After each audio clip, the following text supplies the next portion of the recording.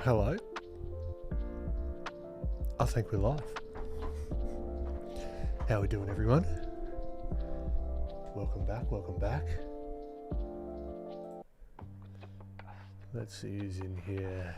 Navneet, how we doing? Stiller Art, great to have you. Kiko, finally managed to get alive on time. Great to have you. Russ W. This time I got alive, fantastic. Smug vibes from the little dude on the shoulder. You talking about this fella? This is a callback from a stream long ago. Quack around and find out. If you know, you know. Sketchy Squirrel, what's going on? Super. What's happening, dude? Zach A, how you doing? Top bloke here. Going well, going well. How you doing, Kiko? Vicious Drawings, welcome, welcome. I just wanted to ask, how many art theory books do you think is necessary to own and read? That's a very vague question. What are you interested in? What are your goals? And that should help decide. And there's no set number either. Like, it depends how you learn as well. You might learn better from tutorials or online stuff. You might do a mixture of both. Who knows? The answer is yes. Vicious Drawings, exactly. Artfia Reeb from Pakistan. I appreciate it, my friend. Thank you for popping in. Welcome, welcome. Super, drawing more lately. Fantastic. Been doing some studies of artists I like. It's a struggle, but it's also fun. That's the struggle is the fun. The struggle is the fun. I don't know about you guys, but when I, like, quote unquote, finish a painting, it's kind of like, oh, okay, cool. All right, next. It's like a very quick, like, I'm happy with that. All right, how can I make it better, sort of thing. It never stays with me. Let me just get situated here. So today, I've been inspired recently with what's this? Jammer Bev. You know who I'm talking about, if you know. He uses 3D Coat to do his sculpts, and I believe this one was rendered in Cycles in Blender. This has inspired the living frick out of me, but I would like to do a study of this one in particular. It's a beautiful planar sort of study, and I want to use a brush. I was just before stream to test the old uh-oh, what's happening? We might need to kill a tab. Might need to kill a tab. Where are we? What are we looking at? I just emptied the bin. I don't know why. That's my go-to. There's nothing in there that would... Okay, so how is this? All right, we're back. Yeah, it's just a quick little sketch before stream to... Whoa, we got lag. We got lag for days. Maybe if I open a new thing, make it a little bit smaller in size. Does that help me out at all? No. Okay, something else. All right, tech support. I don't know what else I could possibly close. What else am I not using? Notion, get out of here. Spotify, not today. XP Pen, don't have you anymore.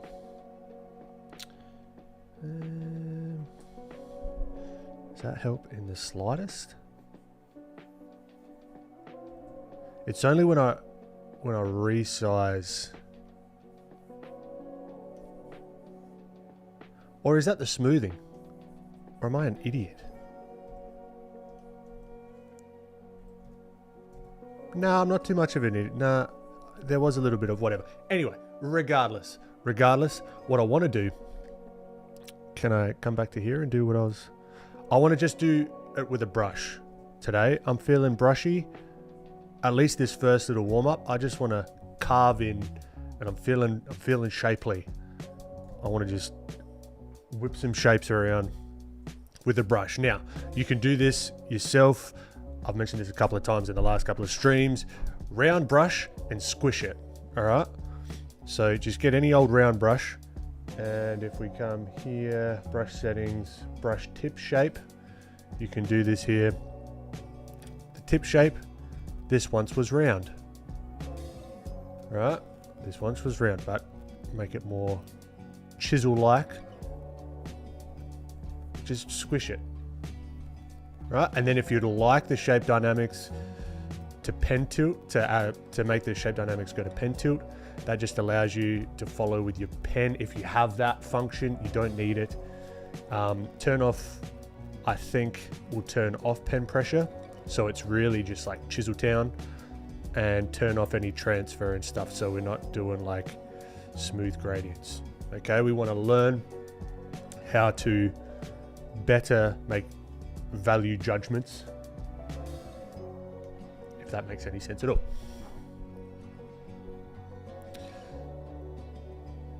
Will you ever be planning a sculpting stream? Nothing planned, but I'd love to. I've been itching to get back into a bit of sculpting.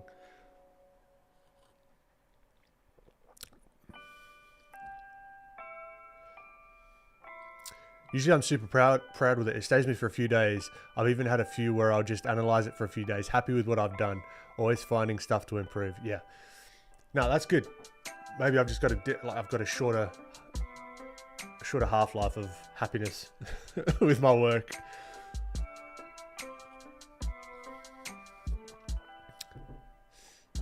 DPK, how you doing? Julia, welcome back.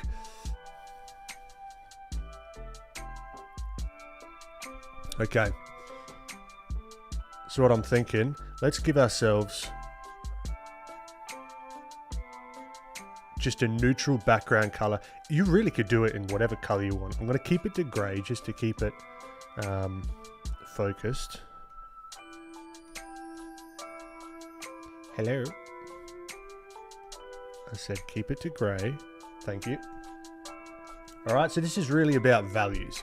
So I'm going to just maybe crop what I'm studying. So I might do something just like his head. Maybe, because there's some really, really nice, like, subtle transitions here.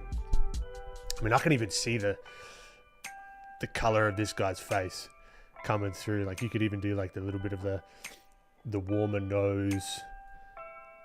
Right, the warmer, like, oh, it's beautiful. I'm going to investigate 3D code. But, for now, let's get the timer going. 15 minutes, I reckon, is fair enough. The dopamine hit doesn't work for you anymore. It's also possible that it's because you finish more than I do. Oh, definitely. As of late, definitely not. Definitely not. What am I trying to do here? I'm trying to change this music. Let's give us something a little bit more chill. Let's refresh the timer. How has that gone? All right, 15 minutes on the clock. I'll give you another couple of minutes. It's only the start of stream, right? We'll let people still filter in. Give you a couple minutes, get situated, get your brushes going, then we're going to start the study. Now, game plan. I'm going darks first, okay? I'm going to chisel in. I might even brighten up. I'll give you a sec to add that mid-range background as well. Then I'm going to start with like a, not super dark, but a darker value than the background. And we're going to start chiseling. Okay?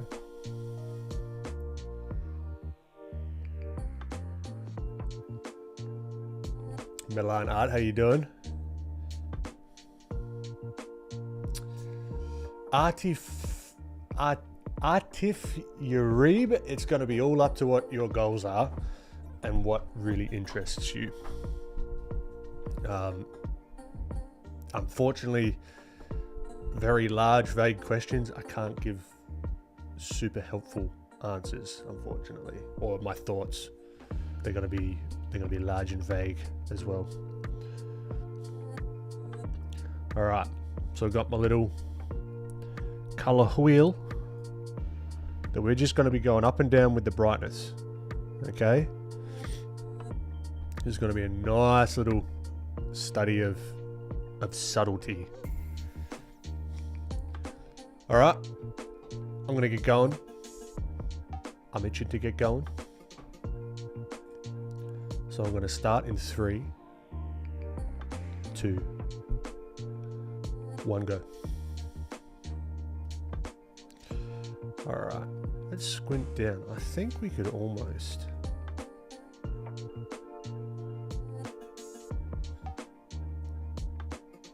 just find the extremities of the side of the head. I want to, there's like layers to this understanding of the values. You've got the big simple shadow shapes, right? Those are, once you start to understand those, you can see them everywhere, more or less. All right, also squint down. Squint down. Cowbell, welcome back. Hope little Ben's doing good. Alfie, what's going on? So there's the understanding of the big shadow shapes, right? Once you start to understand that and grasp that, you're like, okay, cool, I can see them. I can see where like a really hard shadow is. It's now, after that point, the transitions, the very subtle transitions within the shapes that you've created, which makes it like just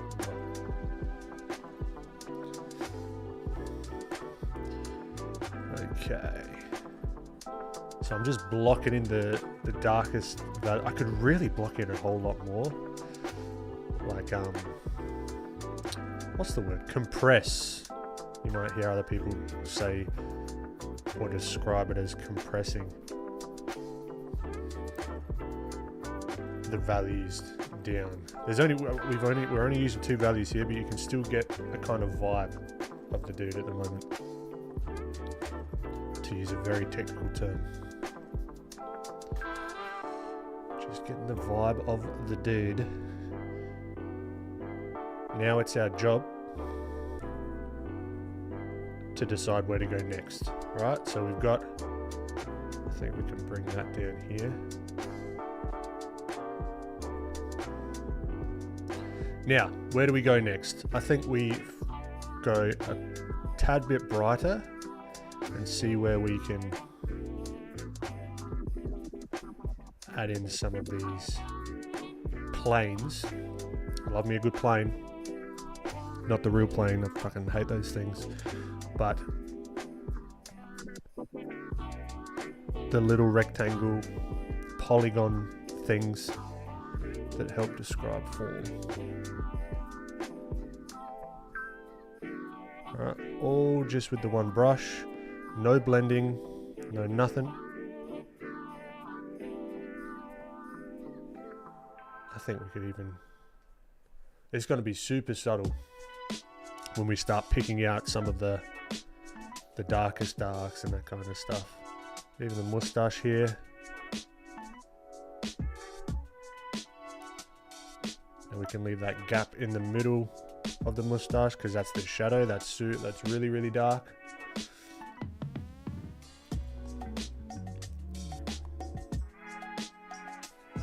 Let's go 11 minutes. All right, let's get a wriggle on. Let's.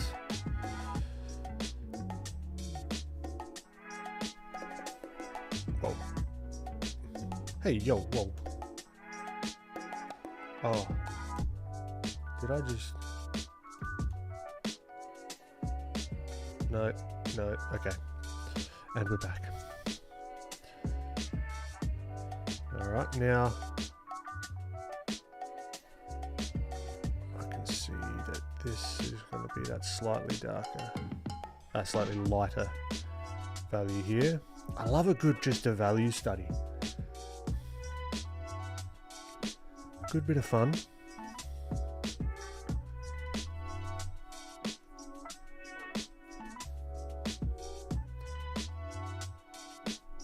And yeah, welcome to the stream as new people start popping in. Now, nothing's going to really be as bright as this background, except for the highlights. So I think we can knock down a lot of these shapes.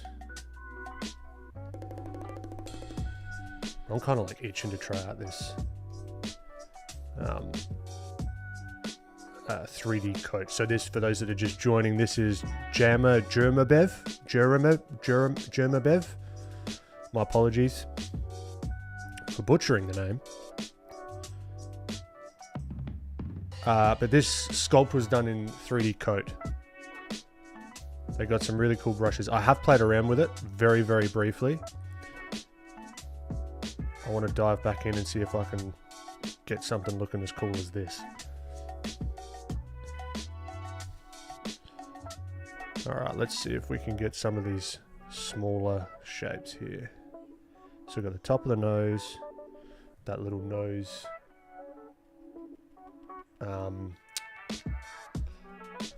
What is it? Plain. Alright. The moustache. Slightly brighter. See, now we're kind of picking out some of these. This is the best part of it, because now we're sculpting. Now we're like, all right, what part of the face is facing the light?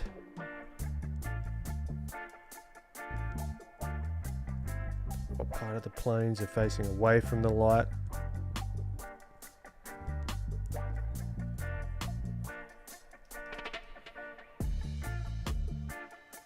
And then we can come back in and go deeper with the values.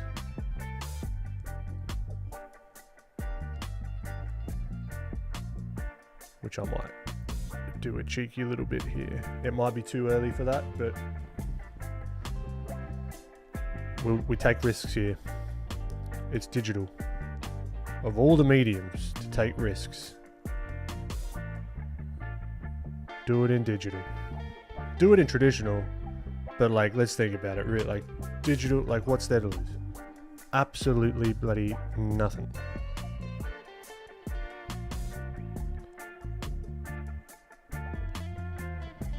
Maybe this is a little bit too dark, but it's given an effect.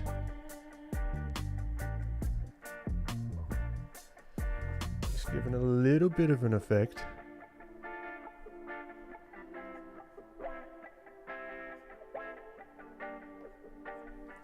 Might be a little bit too dark. Let's just brighten that up a smidge. Now I'm trying to find the shapes, the darkest dark shapes. So we're almost started in the middle range of the dark values. Like it's not, that doesn't make any sense. It sort of just started with a lighter, darker value, if that makes any sense to you whatsoever. And then we kind of, I'll explain it after. I've only got 6 minutes, so I'll explain what I was thinking about after. But it's how I think about a lot of these studies.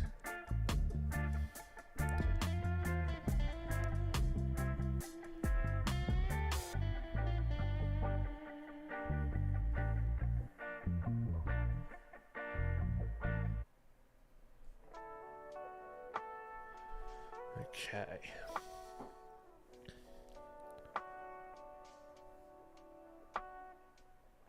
Whoop. Don't be afraid now to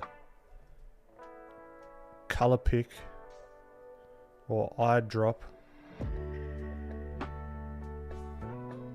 what you've already put down. You know, you're creating yourself a little palette. What was that? Okay. Let's carve this back. No, too much.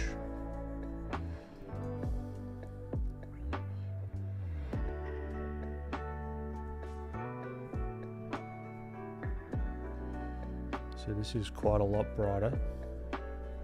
on the top of his head because that's going to be facing the light. This is going to be brighter than this value slightly to show that brow ridge. Right.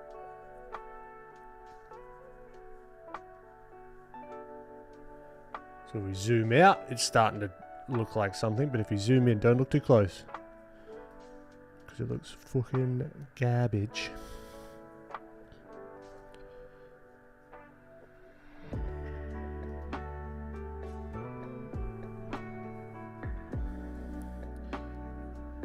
This whole thing needs to be a lot darker.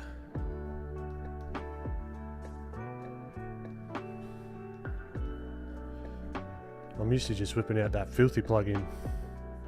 This is tricky getting the angles that I want with the old vanilla brush. Oh, that's a good little challenge. Good to swap it up, change it up every now and then. All right, 4 minutes. Let's come in with some of these darker values to highlight. Well, no, not to highlight, but to bring out maybe some of these darker occlusion shadows that are very, very subtle, you know, super subtle.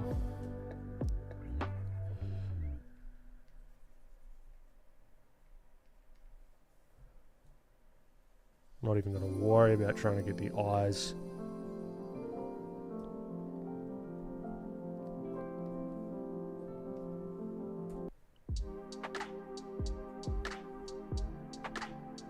And this is where you can just spend a month of Sundays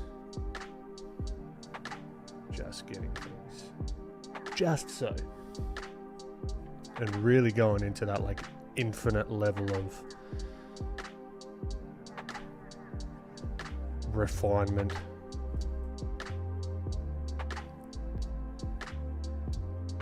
And like zooming in and that kind of thing. I might do a cheeky zoom in for the last 3 minutes. See where we can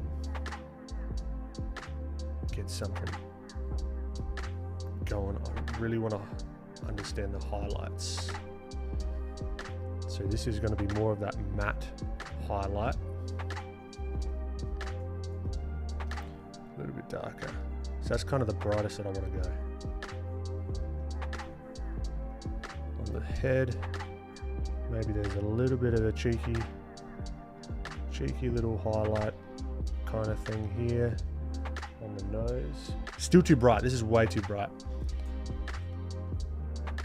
And as you start to do more and more of these, you'll start to see your mistakes and where you've sort of like overblown some of the values, where some of the values don't make sense. And for those that are new, values being the lights and darks of an image.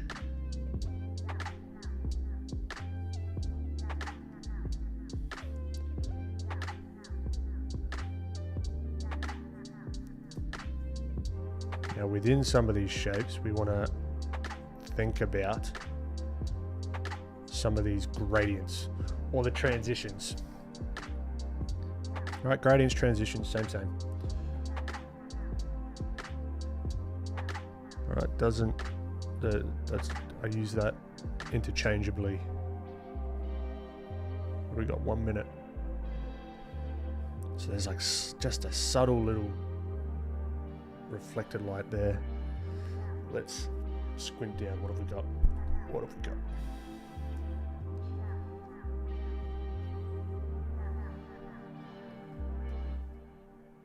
Let's start to pick out even some of these darker values. Squint down if you're not. Little reminder. Always good just to squint down.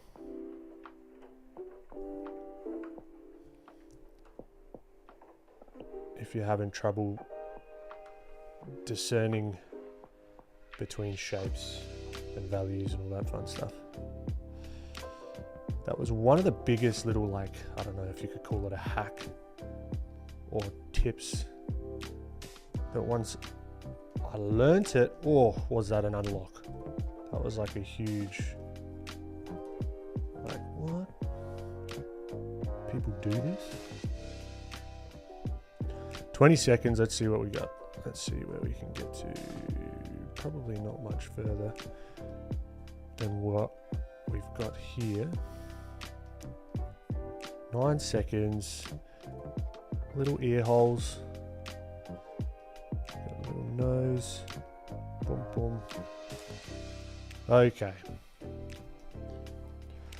Zoom out and we've got a little study. All right. Let's catch back up with chat.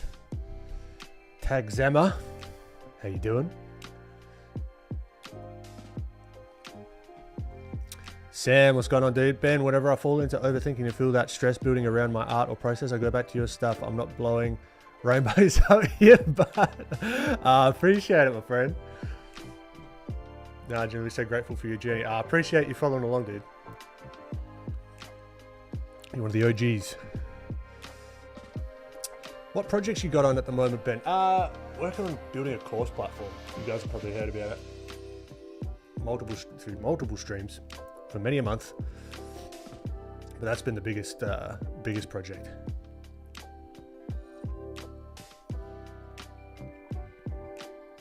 Good to hear it, Kilbell.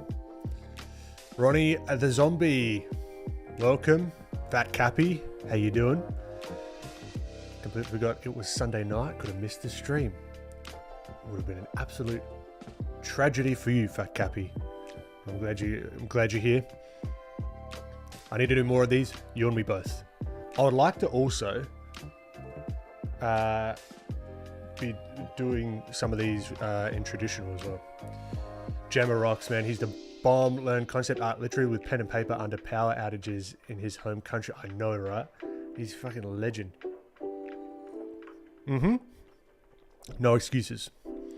Ben, have you tried Nomad Sculpt? I certainly have. I love it. It's great. Now, let's analyze where we got to. Let's not just throw this away. Let's do a quick little bit of analyzation. So what I was talking about earlier with so we started out, this was our darkest dark on this background, right? So what I mean by it, that was like the middle dark value, is that we've got room to move either way. So if I want to hit this darker, I can come in and use this. This still isn't the darkest dark. I can come in and go darker again. All right. So I haven't capped myself. So I can bring out some of those occlusion shadows a little bit more. I can have some subtleties within this dark initial shape. I haven't just gone straight for the ultra darkest dark and then, I don't know, I like to work that way, build up the values from kind of like a middle range, if that makes sense at all. Then Nigel Thornberry, it does look like Nigel Thornberry, doesn't it? Windcrow, listening to this while studying for my physics final. If I might not have the time to draw today, at least I'll learn some skills from an exile. You too kind, Windcrow. Good luck for the final. So what I'm also seeing here, what I'm talking about, there's a couple of different ways you could look at this from a study perspective. You've got all these little planes, right? All the little, all these little planes, right? So you got like this plane here, you got this plane here, you got this one here, you got these ones that'll tuck underneath here, blah, blah, blah. You got the center line, you got these planes on the side, etc., etc., etc. There's this sort of minutia of the shapes. But what I'm also looking at, let's do a quick little duplicate, scale them down a tad, and hopefully you see what I mean. If you look at what I'm seeing also in the reference, particularly the head, right? Particularly the head is just a massive gradient. If we, to illustrate this a little bit better, what's going to be the best way to do this? Yeah, let's mask that off, go multiply. And if I just used a big old softie, there's like a real gradient with the head. You see how that almost feels a little bit closer and more true to the reference, right? And if we were to simplify this even more, let's just go back to normal. This is what I'm seeing. Whoop. Let's keep within the lines, Ben. Good idea. I'm seeing this without all the bells and the whistles. I'm seeing this gradient, right? I'm seeing, like I'm kind of seeing through the details and looking at the bigger picture, if that makes sense at all. So you can go from this, you could even start from this and then pick out some of the, like this is the fun part. There's no like, anyone's telling you there's one way to do anything, tell them to come and talk to me. And then I'll be like, so-and-so told me to talk to you. And I'll be like, what about? And then it'll be weird. I probably wouldn't even reply if I'm honest, but you can start picking out like all the planes, and you'll notice this is just this is the same value here. So we've got a value here, right? I've not changed the color. This is what is it, the simultaneous contrast or whatever it's called. You got this value here is the same, but this value down here looks a heck of a lot brighter, and this value up here looks very, very dark.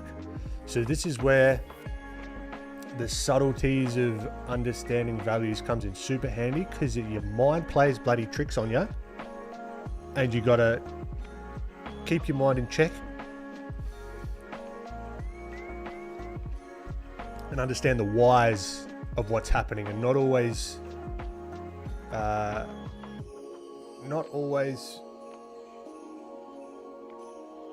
what you assume isn't always necessarily what's happening. Like you might think that this like mustache here is like brighter potentially if you're not used to, or as bright as some of the values up on the top here.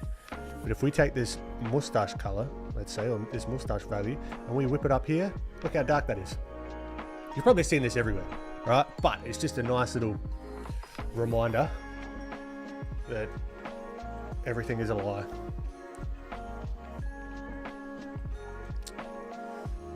One trick is to remember that you never have to show your sketches or practice to anyone. Good call, super. Very, very good call. You don't have to bloody show anyone anything.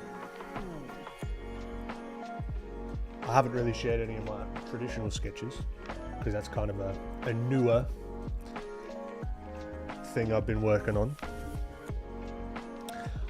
I also want to do some shape, like a shape and color study more so going from value to color using this guy. Then we can come down here and see if we can get somewhere with this guy, maybe starting off with values and then whipping some color on him.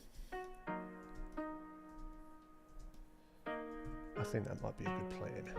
So we'll go another 15 minutes, let's say. See how we go. Whip another little rectangle here. Do you use Sketchbook physically, Ben, or do you only draw digitally? I sketchbook physically, yeah. Only this year have I started to do that though. Since going to America and seeing Rembert Montold do stuff live and in person, did it really light a fire up my ass to, okay, I should really be sketchbooking. I might start sharing some of that as well. I might start sharing. I might start sharing some of that. Does that sound? That doesn't sound like English. I might share with you some of those sketches. There we go.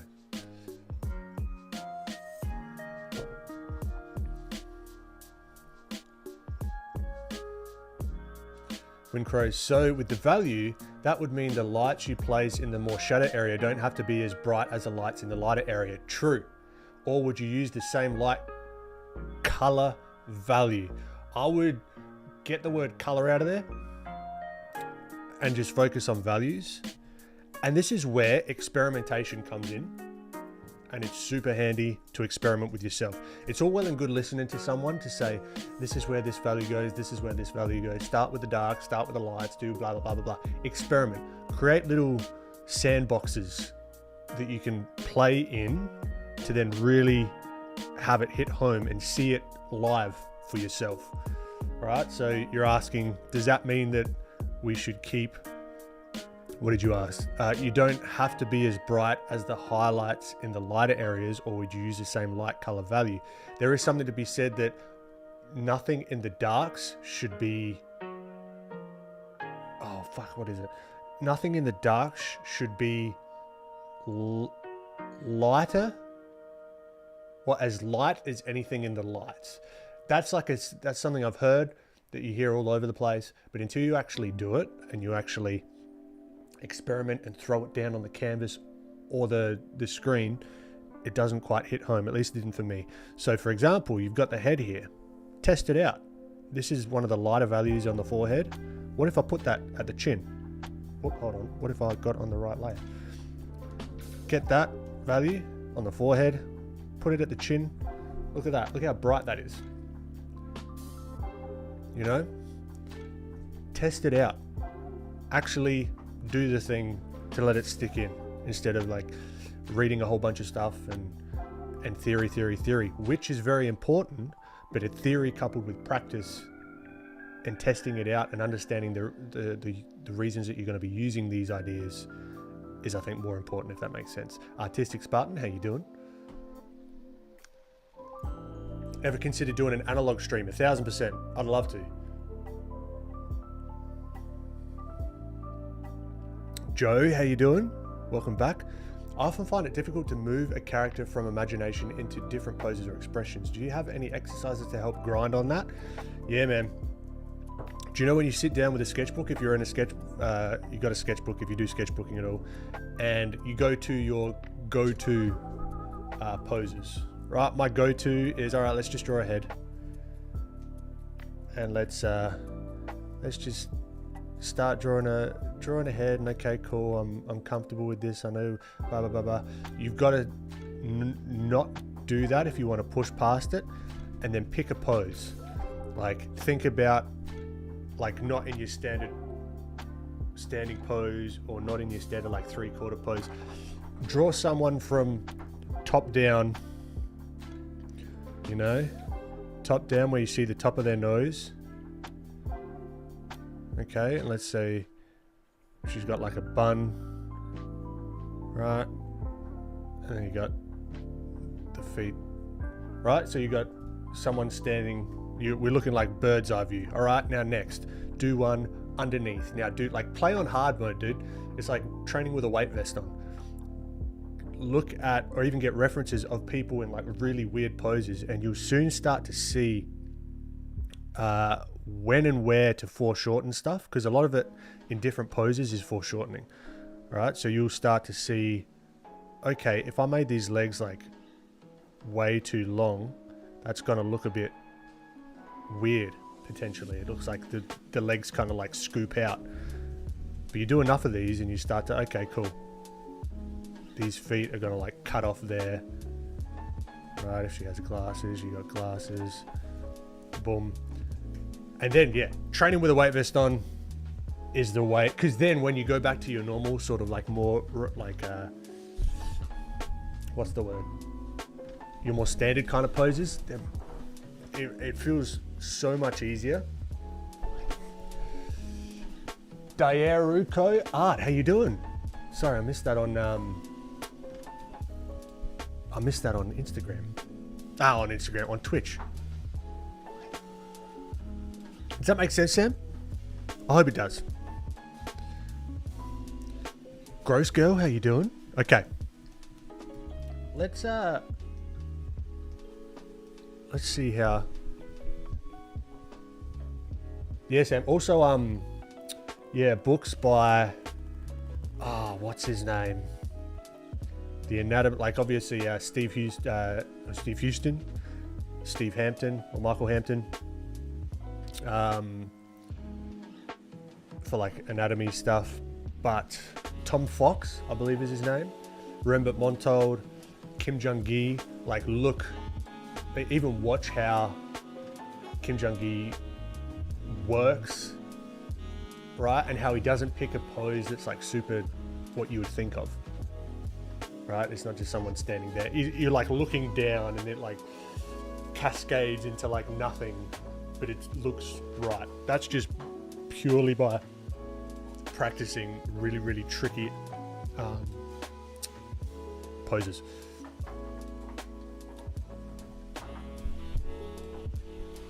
Oh, no way, dude. Yeah, you got a weight vest. They're sick. It's very, like, in real life, yeah. The weight vest is fantastic. So instead of just walking, it's no extra stress on your body necessarily. It's not like harder for your joints.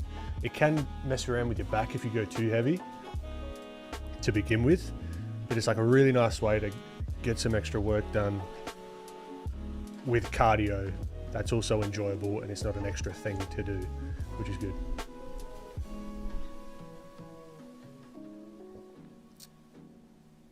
Rest in peace, Kim Jong-gi. Definitely. It's a bloody legend. All right. Let's... Grayscale. I feel like a lot of artists tend to get too emotionally connected to a drawing or feel like starting over, backtracking, repeating is some sort of failure. Yeah. Once you become friends with that feeling, the world's your oyster. Building Bayev, how you doing? Okay. Let's get this going. All right, do we do time? Let's do a timer to rein me in. Otherwise, we're going to be here for fucking ever. All right, 15 minutes. Let's see what we can do. I'm going to use the filter plugin, but just like we did before, you can use the brush. No worries there. I would actually like to let's establish some sort of background.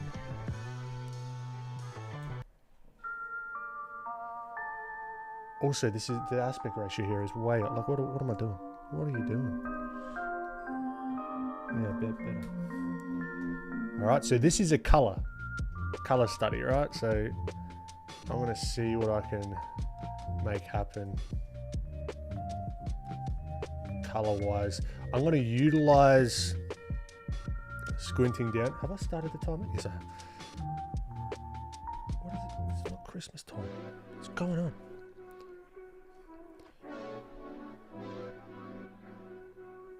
Alright, so I'm looking for, just like we're simplifying the values, I'm trying to simplify the colors.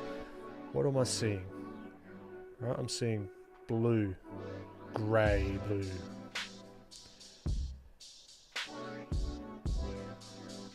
Alright, and then we can place our character.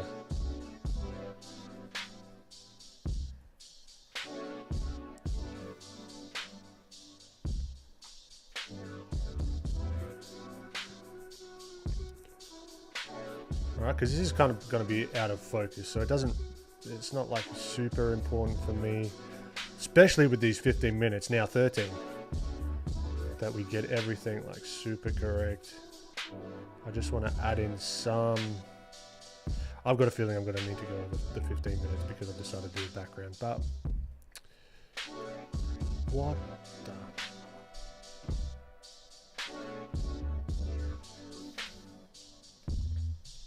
Okay, we're back.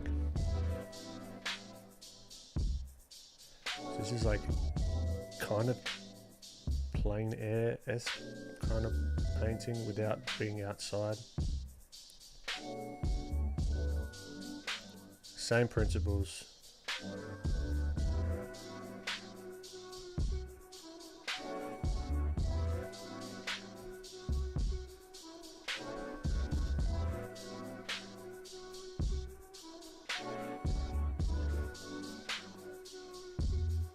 Alright, back here there's going to be a lot more bluer shrubbery. That went black, I have no idea. Let's get a little bit deeper, a little bit greener in the background.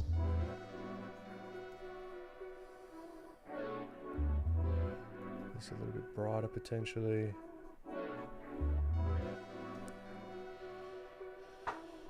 Okay, what am I looking at? What am I looking at?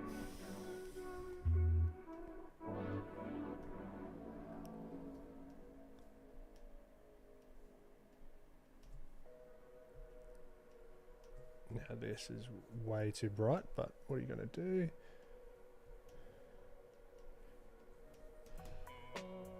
Just giving me something. I've used half the time on the background, but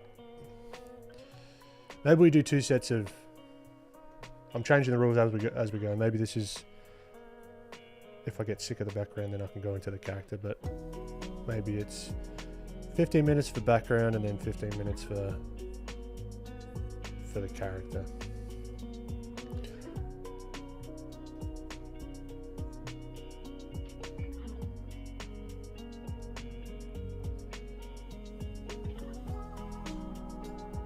Changing the rules.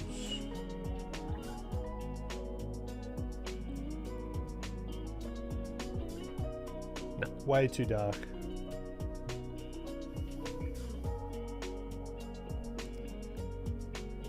Way too dark. Keep it subtle. Keep it subtle. We don't want to be... My apologies if you can hear my stomach grumbling. I don't know if you can because I've got my headphones on. It's going nuts right now.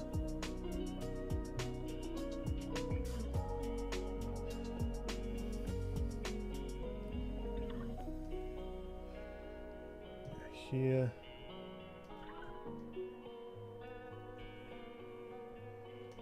This is actually going to be a little bit brighter because there's a little bit of that sunset kind of colours coming through, which can indicate a little bit of that hitting the building. We're just trying to pick some of these colours out, give the impression-ish of what's going on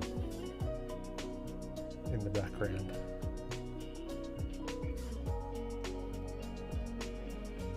Add a little bit of that stop sign action maybe.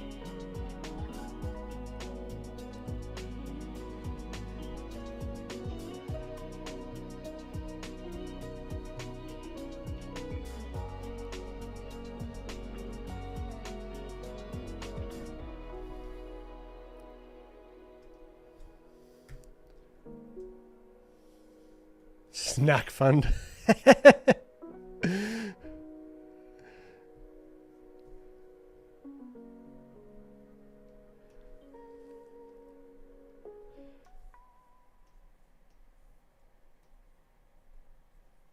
I don't particularly feel too. Coffee just does that to me sometimes. It just makes my stomach go nuts.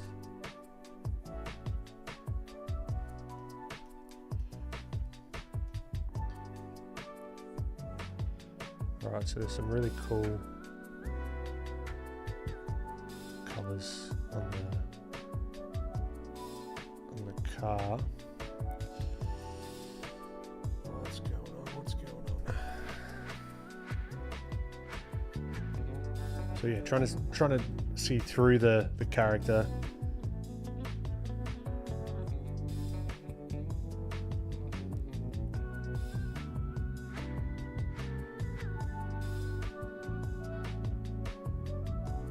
I would like to punch these colours up a little bit more. It looks a little bit dull, but maybe we can do that for the character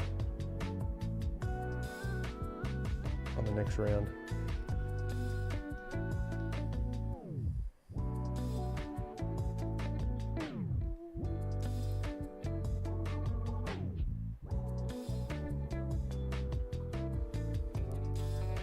Now let's blue this, all this silver and grey.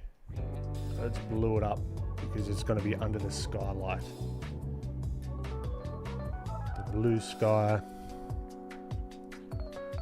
the twilight of the evening.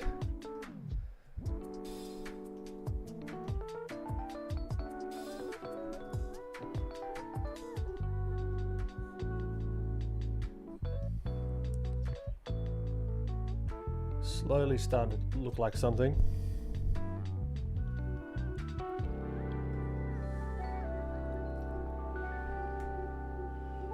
We've got 7 minutes.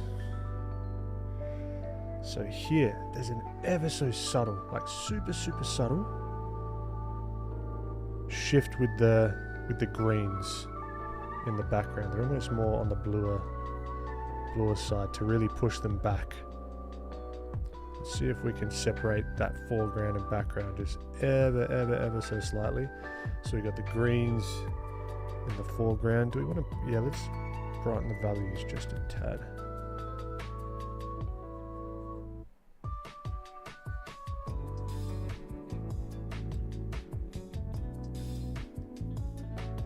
We can still scooch this into the oranges because this is getting hit by some sort of sunlight. Even more into the oranges. Zoom it out, flip it.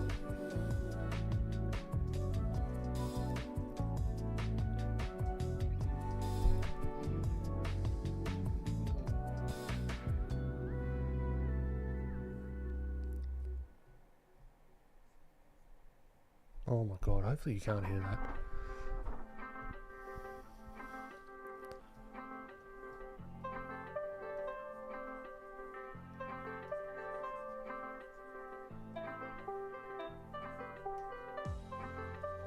Alright, so these darker shadows in the shrubbery, also known as a tree, is hopefully bringing that forward a tad.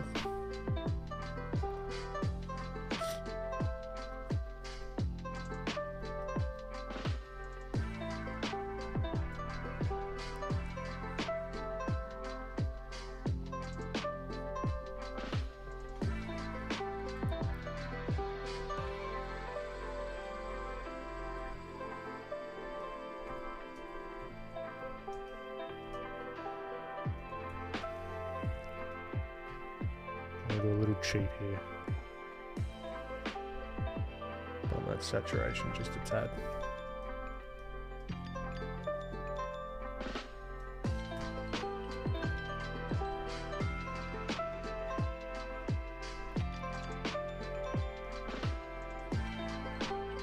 And this is a good little practice because if some of these shapes are a little bit off, we're not as attuned, like with faces, for example, of like picking them up. It's like if this car isn't the exact same shape as it quote unquote should be,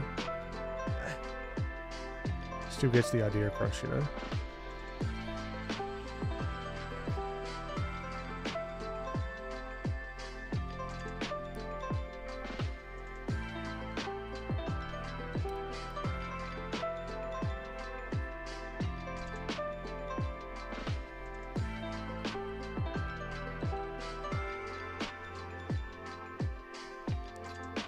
Your eyes down as well.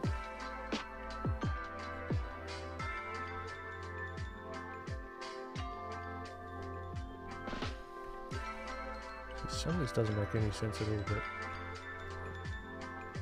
it's in there.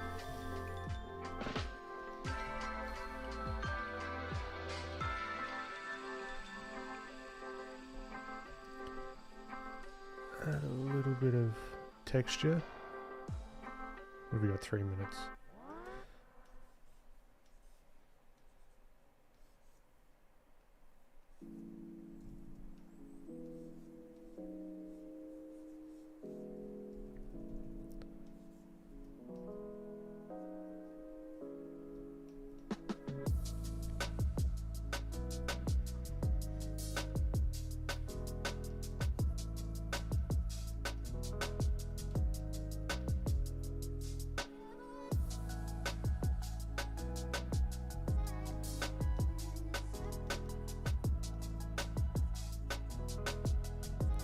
And also this could look a little bit off because it's actually blurred in the background as well, so having this really crispy doesn't lend itself super well to what we're looking for, so we might even just blur it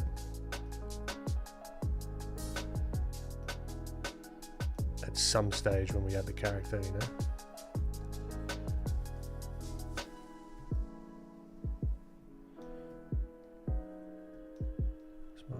Too dark.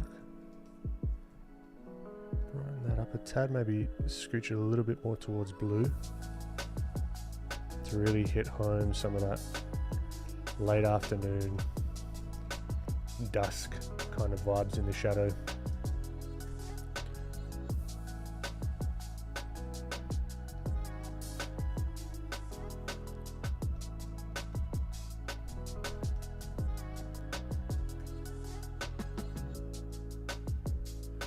What do we got? Minute 26.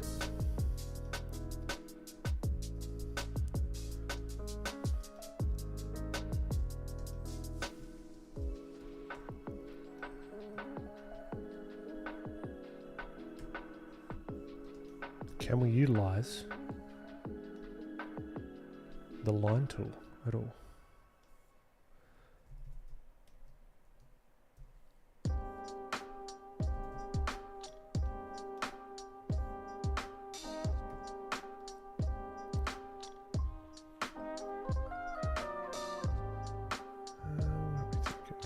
Pixels will probably do.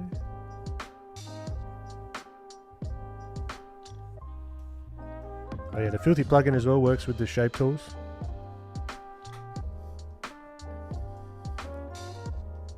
So keeping, let's pump the hue shifts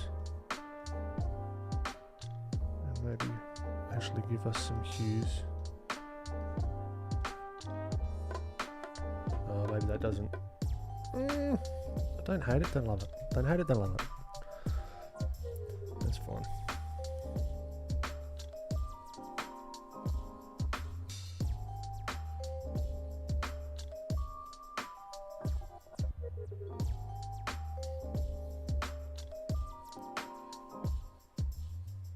No, way too. See, if you put something out of place, value-wise, it can just jump out like crazy and just look completely wrong.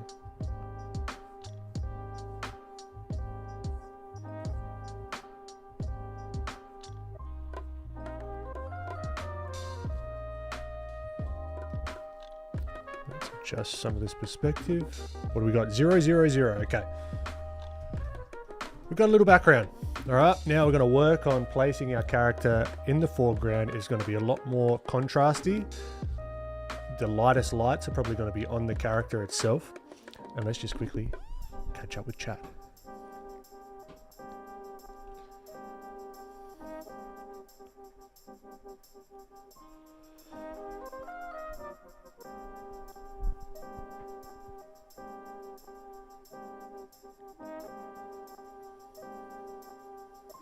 Chris, what's going on?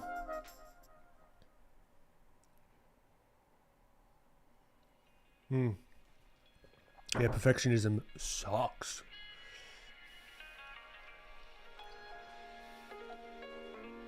Love the color of the bike with his socks and shoes. Good reference. Yeah, it caught my eye. It caught my eye. And if something catches your eye, roll with it, like reference-wise, and try and break down like what caught your eye. You know. You can then start to sort of understand maybe a little bit about what your tastes are style-wise. Hey Ben, huge fan. Appreciate your D-Boy art. Thanks for your useful content. So is there any book you would recommend for construction, the basic forms? If you want like a textbook, this one here, always at the ready. How to draw. Wait, is it? Oh no, that's how to render. There's one. Shit. There's a second one to this series called How to Draw. Okay, by Scott Robertson. It's dense, okay? It's dense. It's a textbook, but it's one of those resources that gets more valuable over time as you learn more. So from construction and that kind of thing, highly recommend it. Totally. Teaching is something I still have to try and instill as a skill because being able to step away and disconnect is a skill. True, it can be harder for some to learn more than others. 1000%. 1000%.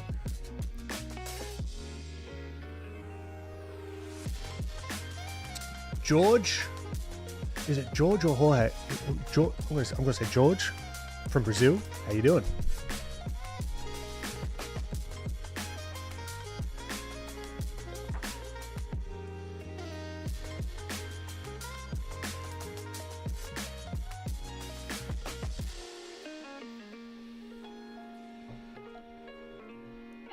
Make it a cryptid photograph. Maybe. Maybe. All right. Let's throw another 15 minutes on the clock and see where we can get to. See, this isn't really, like these kinds of studies aren't necessarily what I quote unquote really love to do, like style wise, you know, but they're really good. Like it's a really good practice, I find, to sort of get out of your regular. Squatch riding a bike. I like the, like, I love the not so,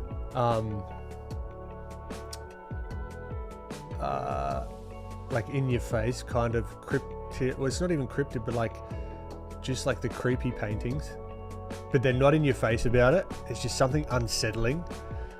That's kind of cool. Like I think I've said this before. There's like this artist that paints, or that has painted streets with parked cars, but there's a parked car just like hovering at night under a street lamp. I'm just like, that's just the creepiest thing to me, because there's no context, there's no nothing. It's wicked. I really like it. Okay, let's try and see what shapes we can whip together.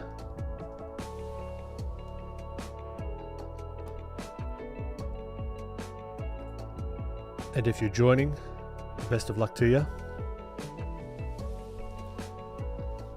3, 2, 1, go.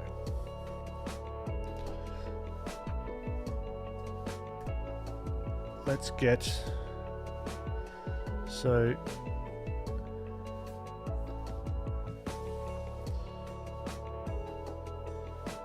I'm not worried about value, I'm worried about getting some shapes down.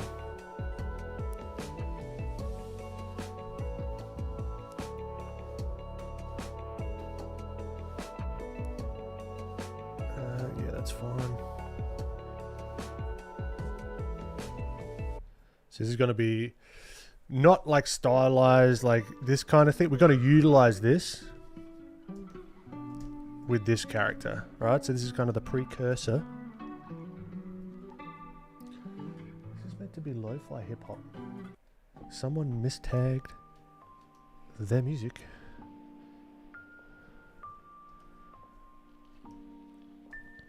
Right, so we're looking very sort of like sun-kissed skin, orange, reds, warms.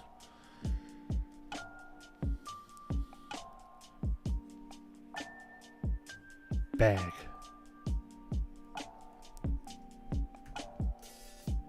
So you could do this in gouache just as easily, but similar principles.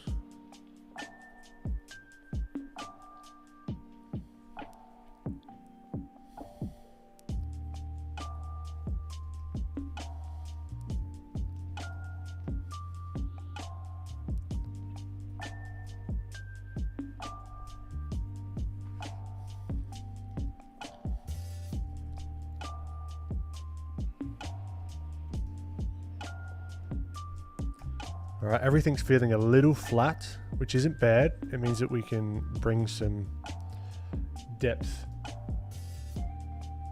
Nothing wrong with a bit of flatness in the beginning. It's almost like if you're shooting raw with photography, you gotta come in and color balance or color correct everything.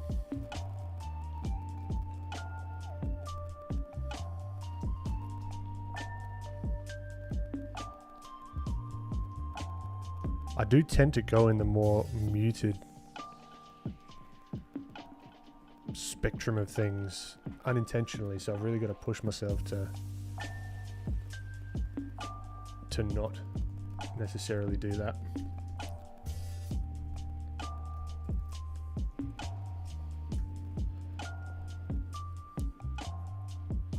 So these kind of feel more like concept-y, color key kind of studies, less so than like real finished kind of paintings. But Very, very fun.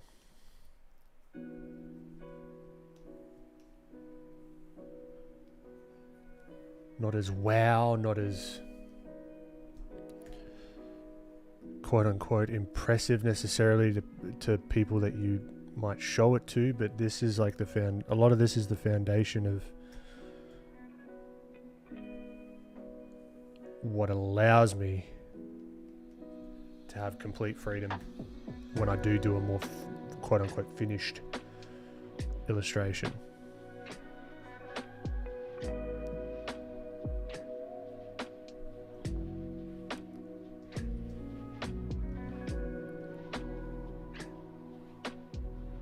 I think it's good sometimes to do the not so, or show, let's say, the not so finished stuff on streams and go through this process.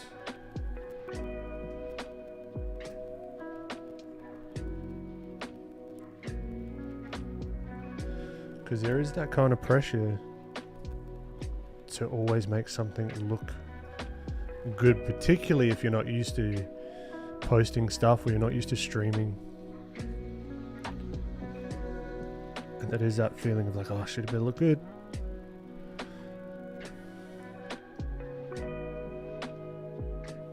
And I still get that.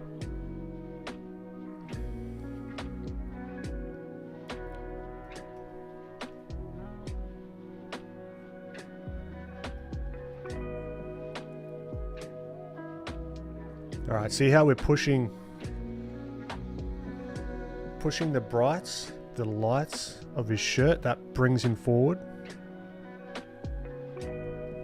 We could even do this with a cooler light on his back, right? Because it's the skylight, it's that dusky kind of time of day.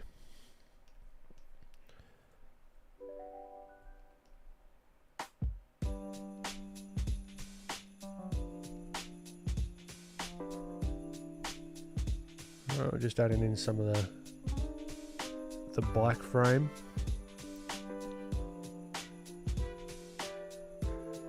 I just love it's very subtle here. It's not the best photo, but it's just the play of light at this time of day. For those of you that don't know, I'm a sucker for a good golden hour.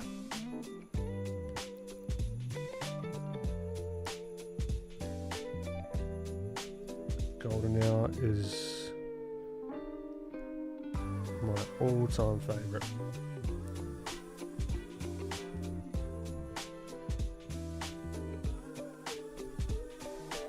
See, zooming out.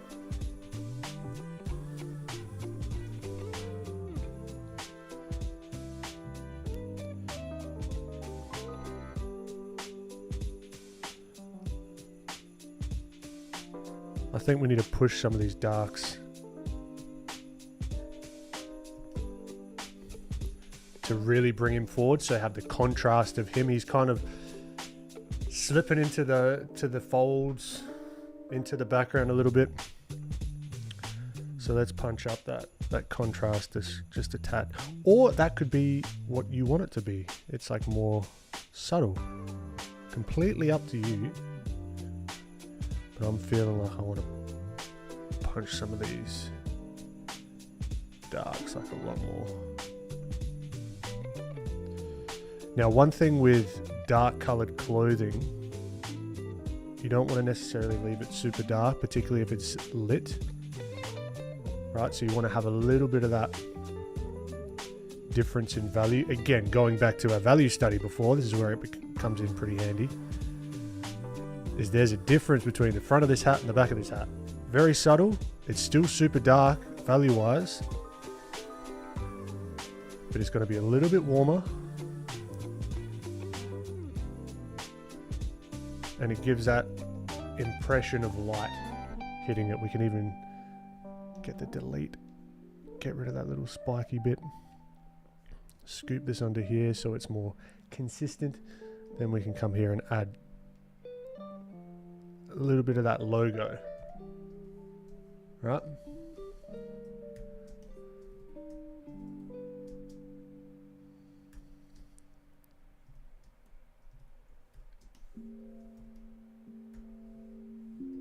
Well, what time we got? 6 minutes. Okay, let's punch in some of these real dark, or maybe not that dark. A little bit of these darker crevasses.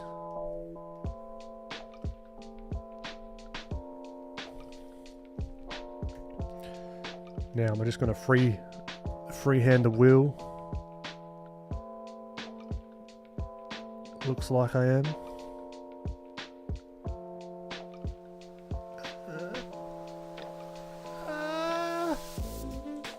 Yeah. I might do it on a different layer so I can mess around with it.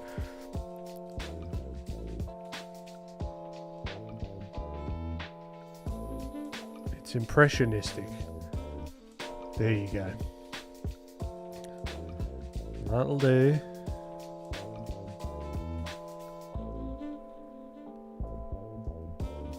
Cool. Now, the thing I was focusing on mainly here was the relationship between the tires on the ground. Right? So then we can come in and add in that inner part. Right, we can just go across everything. Make that a little bit lighter because that's going to be catching some light here. So that can quickly give that nice little illusion. A little bit here, even though it's not in the reference or whatever. That's fine. Add in some indications of the spokes. We could punch that up even more brightness wise because that's metallic. It's like a chrome. It's going to be reflecting a lot of light.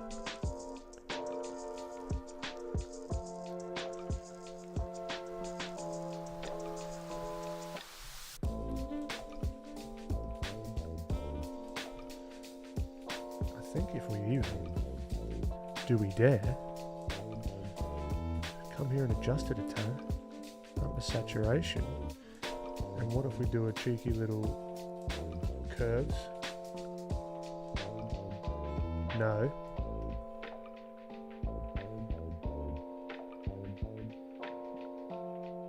That's where I want it, the saturation wise. Maybe even a little bit less. So before, after, a little bit too intense. So then we can come through and just knock it back just a tad.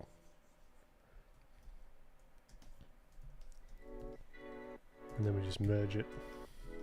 Now, that little adjustment in and of itself is fine.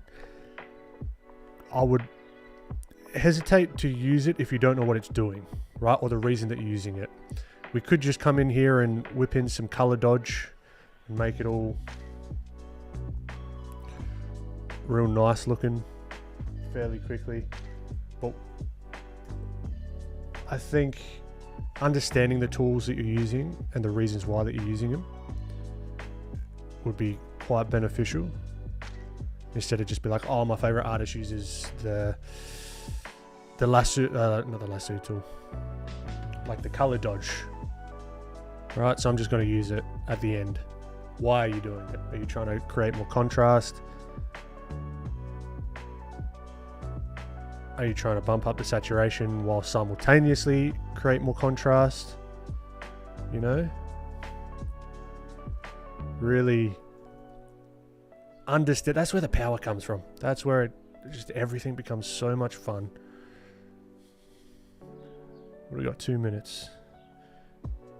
Because then you start, your brain kind of shifts from, oh, I hope this looks good, to, all right, how can I make this more interesting, make it a little bit better?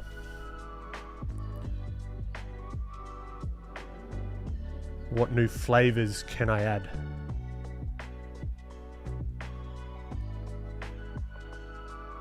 To really push it.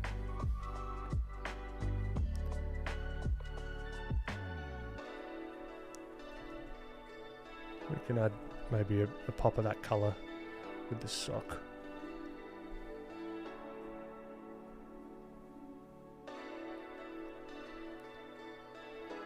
And even here, a bit of that light coming through,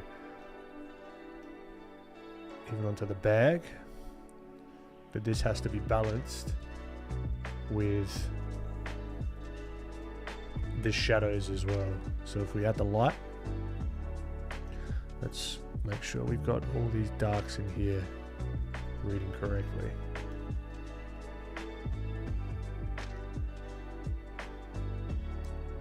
Which I think we do to a certain extent, right?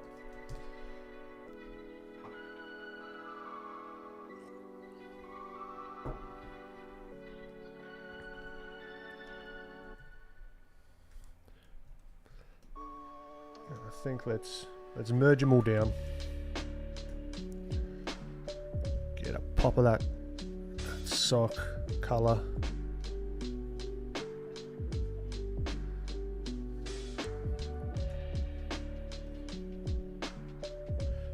We're missing part of the leg and actually a part of the bike.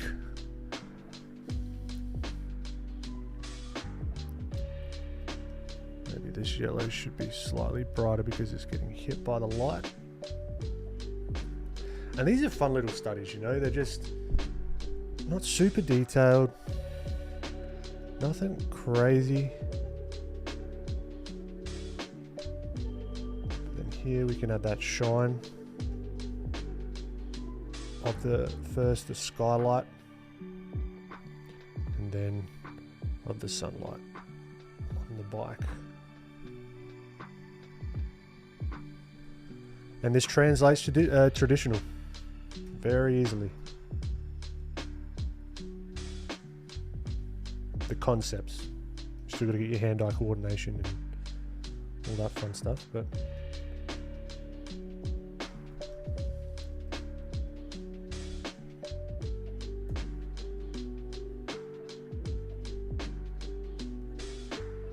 we've got 0, 0, 0. The time is up. 10's down. So yeah, and we could do a cheeky little filter. Let's do, what are we thinking? Blur. Let's try lens blur. Yeah, something like that will work. Whoa, way too much. Way too much. To just give it that lens blur amount, radius less. Nah, that doesn't. Let's just do quick Gaussian blur. Gaussian blur, that's fine. Not amazing, but oh, he's missing the handlebars. All the things it points out.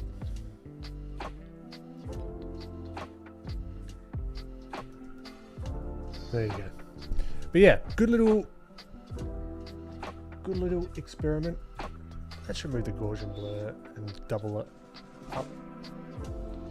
And then we can add the Gaussian blur on this layer. Cool.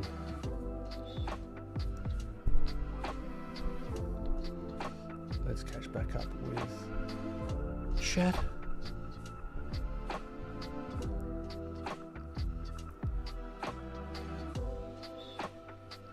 George, fantastic work, and the technique is very interesting. Going to study it. Fantastic, George.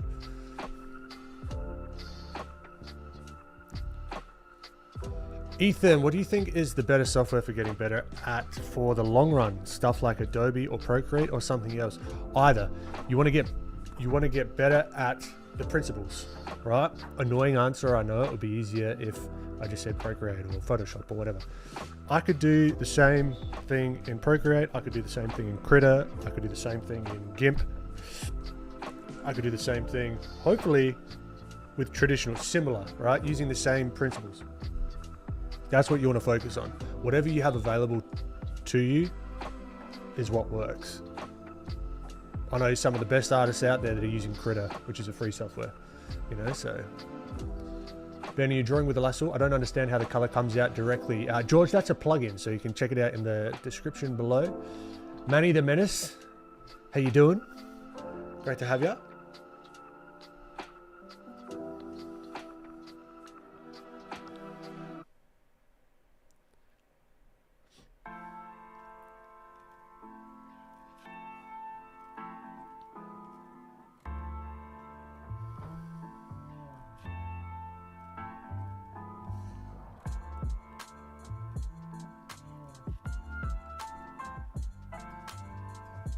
Yeah, Joe, I love this kind of lighting. That's good fun. Love me some Gaussian blur. I would give a shot, even a little bit of Gaussian blur and a little bit of noise. That gives it that like cool kind of vibe. I don't know if that shows up very well. But yeah, something about it. It gives an atmosphere. Yeah, I know he's missing handlebars again. That's the creepy part. Okay, there you go. There's the weird, unsettling part of it. How is he writing? Principles are more important, but I think Procreate is better because of the price, and the feeling of using the iPad is way better than most affordable computer tablets. True. That's it. That's a good argument for Procreate. I agree. Well, to be fair, I default to Gaussian blur because I have yet to learn how to use others. That's what I've used for many a year. Gaussian blur is the go-to. That's nothing wrong with that. Okay, so let's go back to this dude. All right. Telekinetic biker here. Can we flip his arms up? What do you mean? Like...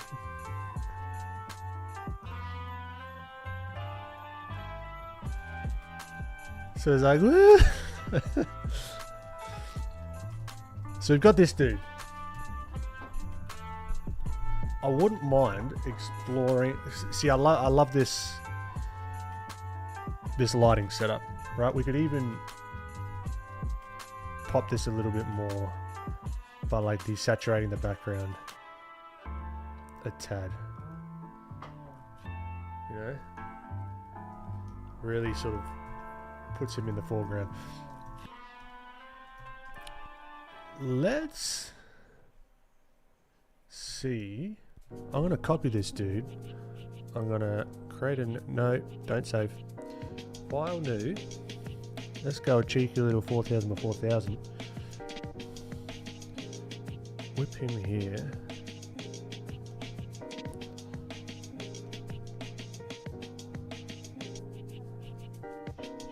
Let's get our line work feeling good. Let's see if we can do a little line work pass. Then I'd like to maybe start off with a value study, or like a value. Color him in values. Color him in values. Give him some volume.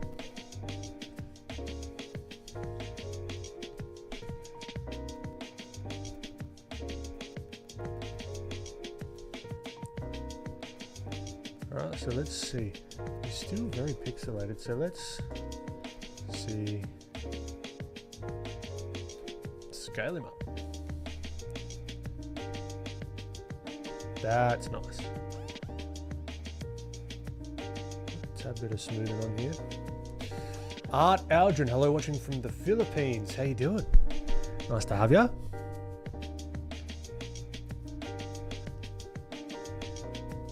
Alright, let's get...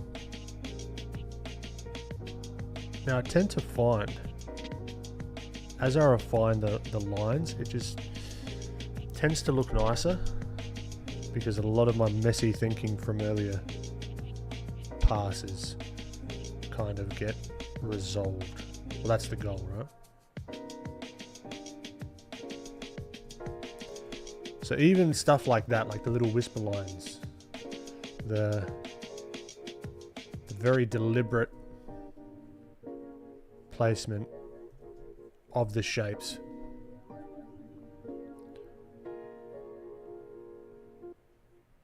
Even consolidating where we're putting the glasses on his face. Starts to just bring it together. Less sketchy and a lot more refined, one might say.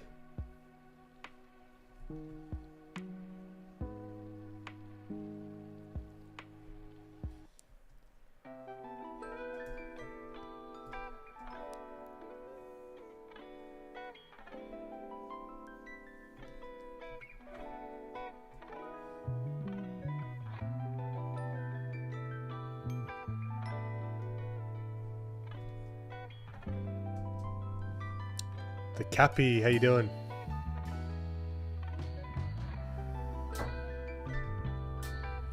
Jinx World, hello, watching from Uganda. How you doing? Miss Trin, welcome back.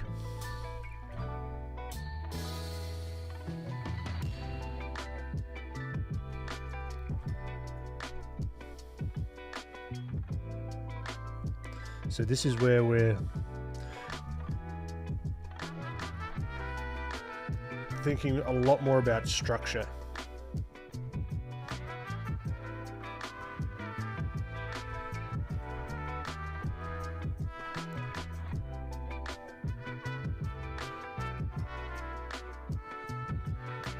It feels good just to do some line work refinement. I've been working on Drea a lot, which I love. I get the same kind of feeling with coding as I do with drawing, but it is nice to just work on this.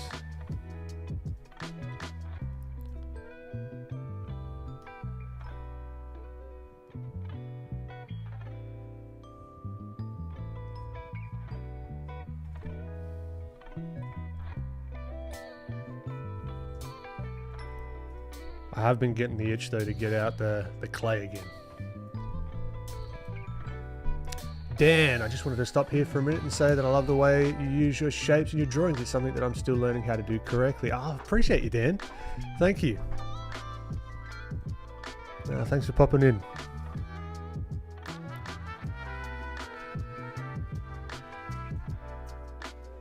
Kaminan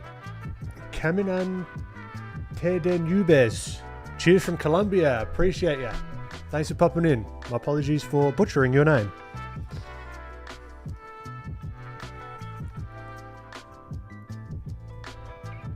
Miss Trent. My week was good.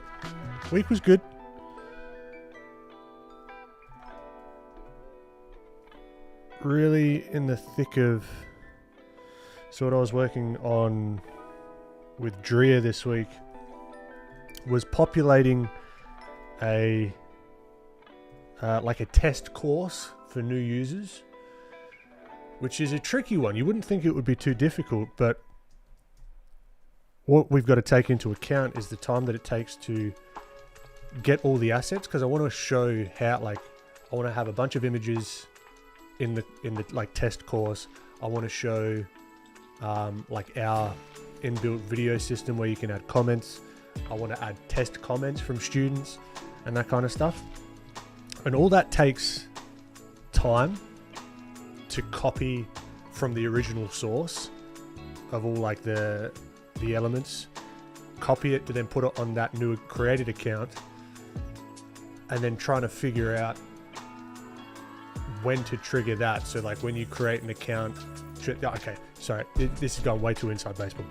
No one probably gives a shit about this, but it's on the top of my mind, so I'm just going to keep going while I draw.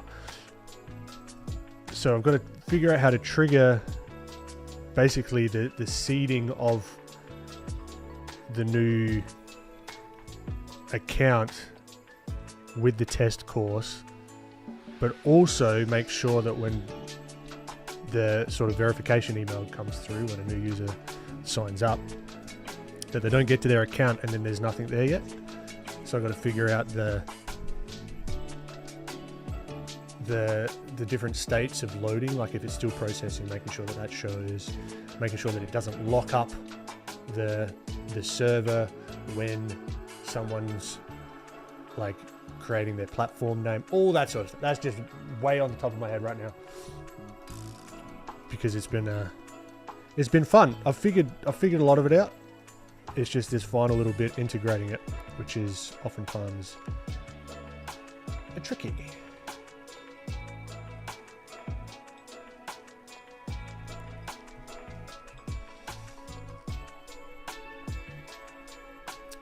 Artistic, I haven't been working in Blender. No, I do want to though, because there's some cool stuff that's come out that I've seen, particularly with like the painting tools. And I think like since I've actually played around in Blender, there's been a lot of updates.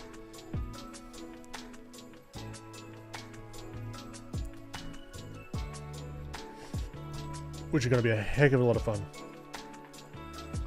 to play around with.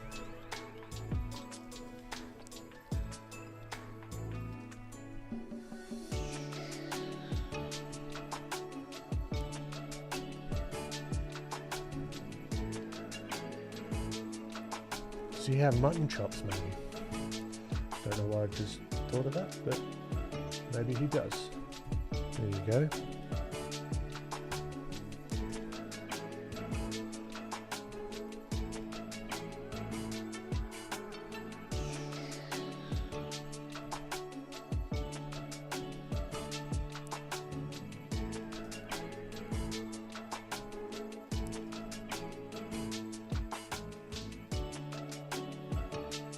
But yeah, my algorithms have been flicking me a bunch of sculpting stuff. I've been tempted just to get the clay out again and start having a play. But I've really, for me at least, I've got to focus on one thing at a time, or else I get super distracted.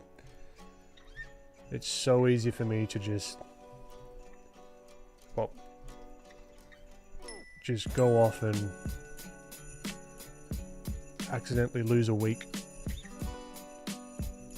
on something completely random.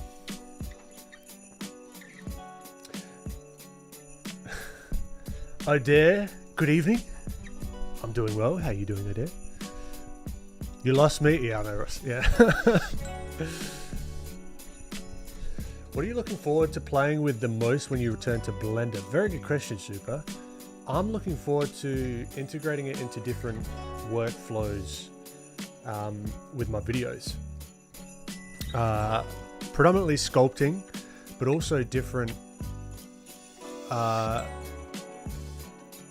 ways to illustrate ideas that I have with drawing and painting and even sculpting itself. And having an understanding, potential, like a better understanding about geometry nodes as well, for texturing.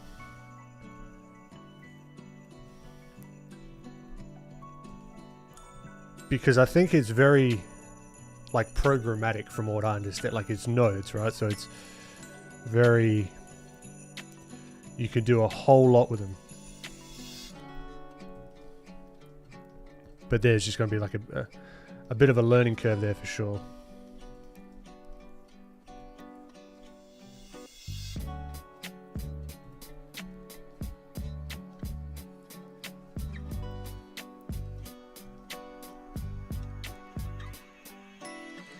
And I also want to be doing more 3D printing as well. That's what I'm looking forward to. So utilizing Blender for that as well. Testing out ideas quickly. And even getting some, doing some small batch runs of some cast and painted sort of 3D prints or study tools or something like that. Small print runs is the key word there, because that's what didn't burn me out, but that's what was the real bottleneck. There's only one of me with the plain Janes, and yeah, it was a lot.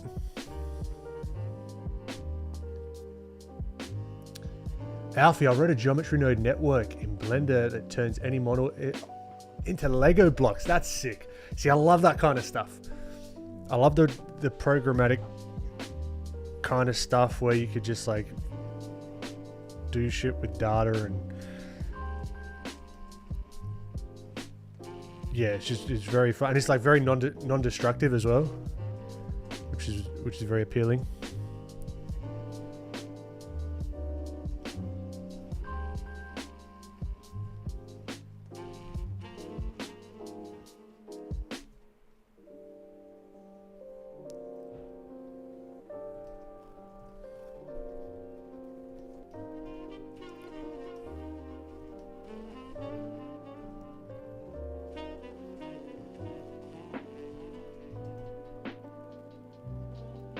Would you ever do metalwork? Probably no time soon. I don't do it, but I'm curious if you would ever try that out. I'd love to try that out. I'd love to try so many different things. I particularly like to, I really like watching machinists on YouTube. Like, I love the precision that you can get with that.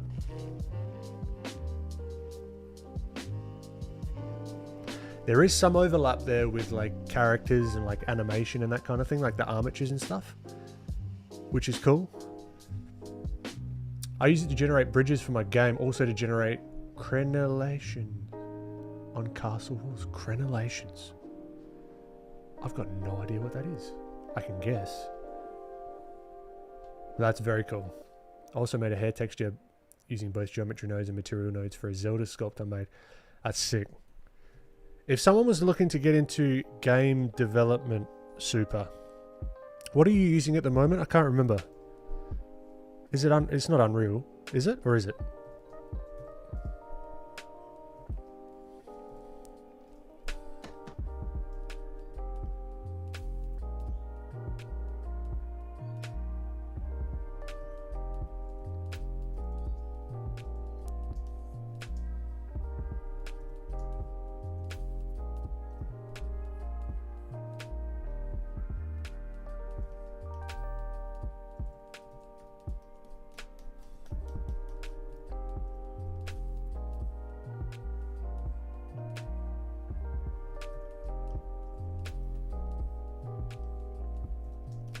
Unity, right.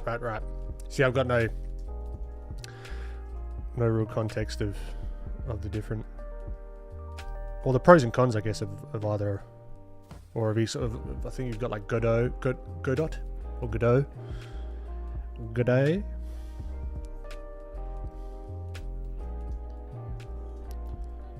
And you've got Unity.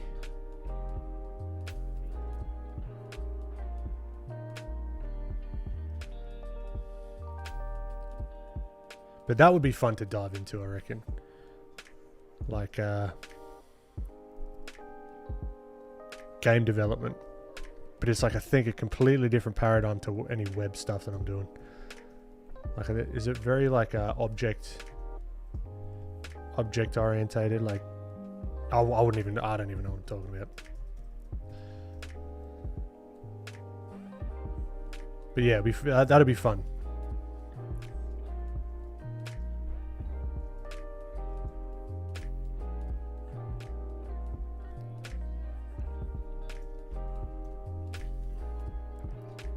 I spent the last 2 days editing a UV map on this model. I nudged around each vertices one by one like a madman.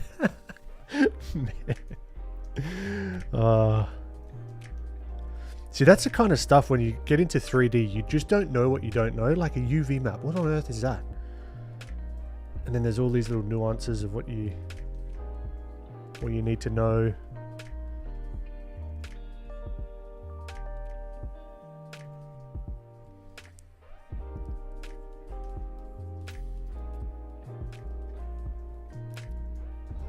Swenio, how you doing?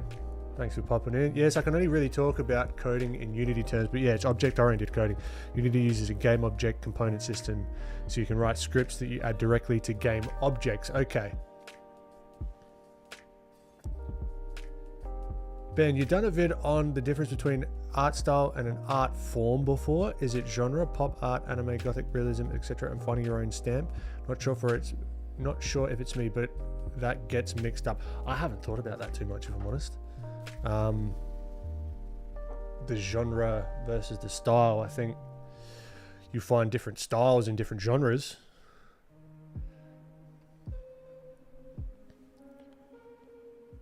What was the question about starting out in game dev you were going to ask there? Yeah, like what's of the resources that you've found? I mean, it's going to be Unity based, I imagine, but is there any like, I'm kind of asking questions that people ask me. Is like, how do you get started in drawing stylized stuff? It's such a vague question. I did my own mistake. I guess it would really come down to what kind of game I would want to make, right? And then that would then dictate what kind of thing I would use to build that game. Depending on how detailed the game is, I think that would definitely be a totally next level art dimension for sure. It's like top of animation in a difficult sense. Yeah, I'd almost like to creep into it in a way. I'd like to do animation and then integrate it into a game somehow. And then like put the pieces together in my head of how those things work, you know? It scares me so much. I have the modeling software on my desktop, haven't touched them once. I didn't even have a game idea, you know? I'm more just curious how you take a 3D model, you get all the UVs done, you retopologize it. I appreciate you, Super. You'd be one of the first people I talk to when it comes to this stuff. But I'm just talking out loud. What would be interesting to learn is, I'm just thinking out loud, is just how that whole process goes, because it can seem like such a black box of, okay, so you've got a 3D model, cool, but just because you've got a 3D model doesn't mean that you can use it in a game engine. So then you've got to retopologize that so it doesn't fry the game engine when you try and animate anything. Do you set up all the animation and the rigs in, say, something like Blender, and then do you import that into the game engine using something, or do you set up the rigs in the game engine itself? Do they map towards one another? Are there then pieces of software that help map those two things together? Like it just keeps going and going and going and going and going, you know? And like even what's really interesting to me, like if I'm playing a game, because me and my partner, we've been playing a lot of Fortnite recently. Just at the end of the day, and the transitions between the transitions between animations.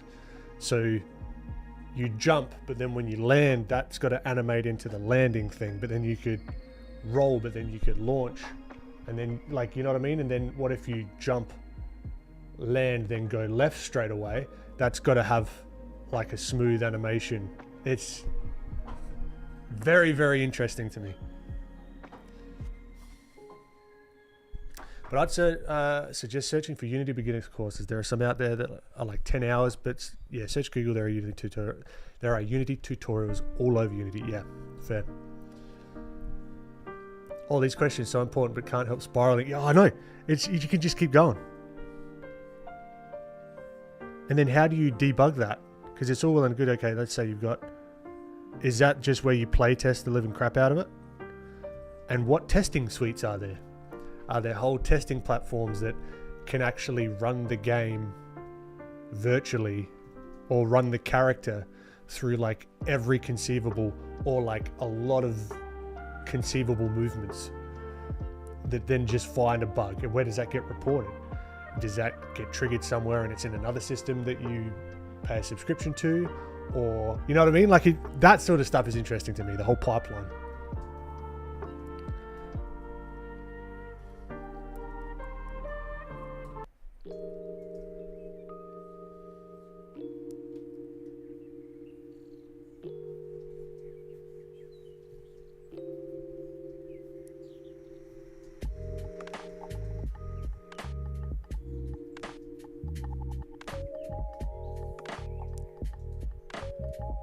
let's maybe make this bag a little chunkier.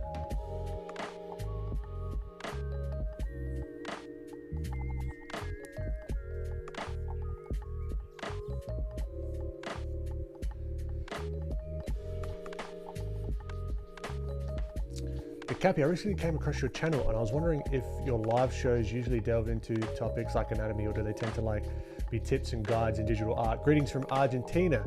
Appreciate you, the Cappy. This stream, as it stands at the moment, is just to chill and chat and draw, and it can delve into anatomy. I'm surprised I haven't drawn a skull yet. You know, I'm surprised I haven't drawn a skeleton yet. But it can kind of go into any which way. If it does ever go into the realm of like teaching or like that kind of thing, it'll be very clear as to what we're working on, you know? But this is, if I'm honest, this is keeping my skills sharp. So I've got to thank you guys a lot as well. While I'm working on other things, content-wise, and like the Tria, like the course platform, this is one of the only times that I've dedicated, one, to put out some sort of content, and two, to keep my skills not super sharp. You know, I could always be doing better, but it just gives me an opportunity, a time and a place to catch up with you guys and make something, you know, and do a bit of study.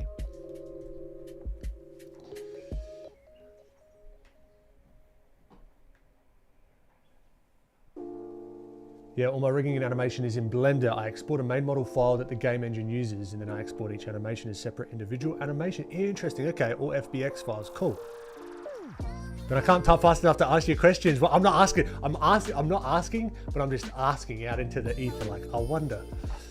We can look over my game if you want. I'm not a pro, so I don't have any industry experience, but if you wanted a breakdown of what I'd be happy to do that. Look, man, if I ever get into that, you'll be one of the first people that I talk to.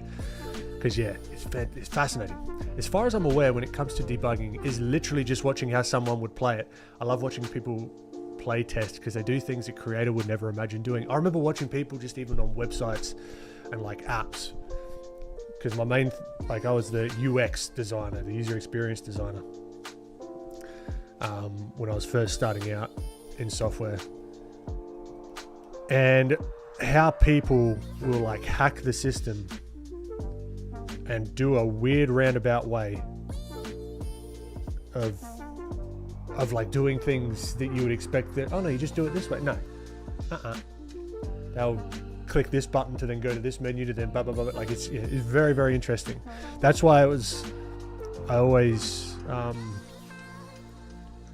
went by the sort of saying, or the idea of, don't listen to what people tell you, just watch what they do. Because they can say, oh, it's awesome, yeah, it's fantastic, I love it, blah, blah, blah, blah, blah. And then you come back like a week or two later, it's like, all right, why did you stop using it then? Why haven't you subscribed to it, you know? So it's watch what they do. And that's why we want to get, that's why we're working on Drea coming out with a beta instead of quote unquote finishing it and then just putting it out there.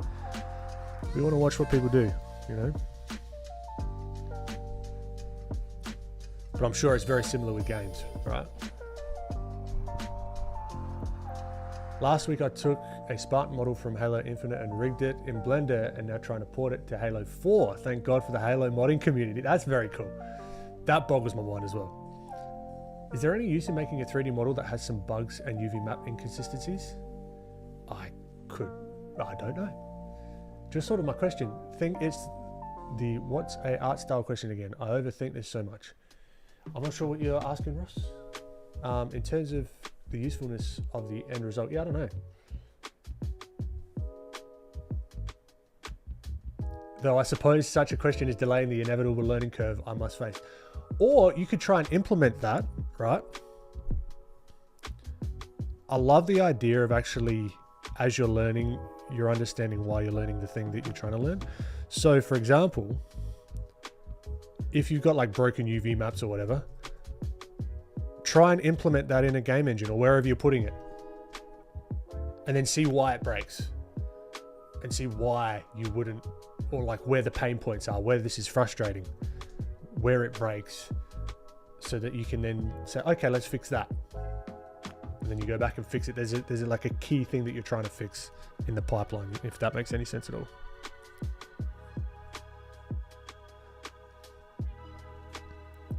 There's this thing in software, I think it's called premature optimization, which you shouldn't, in a general sense, try not to prematurely optimize stuff before you know that you're actually going to use it. So you can spend a week getting like a whole system or like a whole part of the app. For example, let's take like the commenting system in Drea. I could spend like 6 months, maybe not. I could spend a long time getting it all perfect and optimized and blah, blah, blah, blah, blah, only to realize when I release the thing that it needs this one extra add-on to the feature that I can't add in easily because I've prematurely optimized everything in the way that I thought that I would need it. And then it just is 10 times harder untangling all that to then get this other thing that's actually needed into the commenting system. It's interesting, man. All of this, because there's very similar crossovers with like art, coding, game design, animation. Like it's, yeah, very, very fun to explore.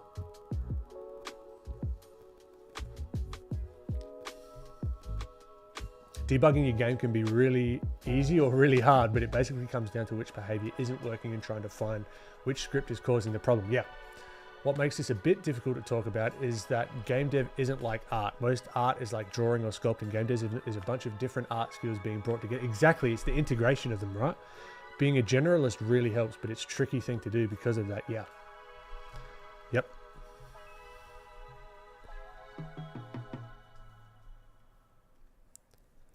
No, I can see that for sure.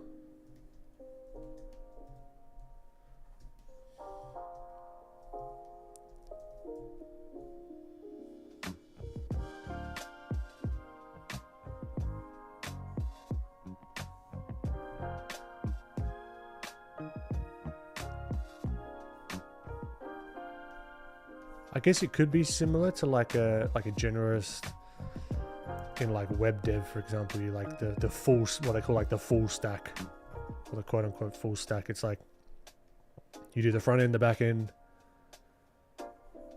you do the UI.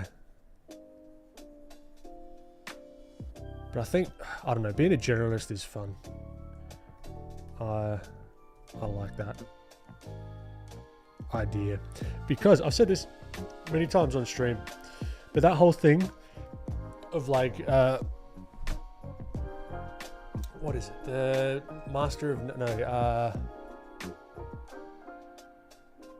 the jack of all trades, master of none. Everyone stops that there. Everyone stops that saying. I'm like, if you look up the actual saying, it's the jack of all trades is what is it, jack of all trades but a master of none is oftentimes better than a master of one. For some reason, I don't know why, that never gets said. People just cut it off, which doesn't make sense to me at all.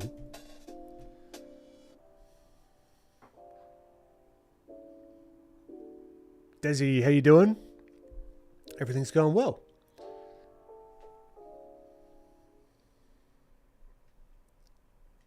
Overthinking what makes one style different from another. One big thing is staying to a style as an artist. I feel so like what you do can... Yeah, Ross, I think I get what you're saying. It's just like finding your style so you become memorable, right? Or recognizable. That's got to come from... that's just going to come from you exploring the people that you look up to. You know, exploring their styles, adding a little bit of their stuff in, this person's stuff into your stuff, trying this out, how they draw figures, how they draw noses, eyes, feet, limbs. This person, I really like how they simplify the pose and all this. You know what I mean? And if you realize that it's never done, your style is never finished, it just gets refined over time. I think that takes a lot of the pressure off, if that makes sense. At least that's how I think of it.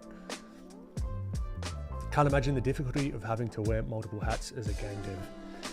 I couldn't imagine having huge swaths of information where I just don't know what the hell's going on. So I feel the opposite. I want to know everything. I want to know how it all works.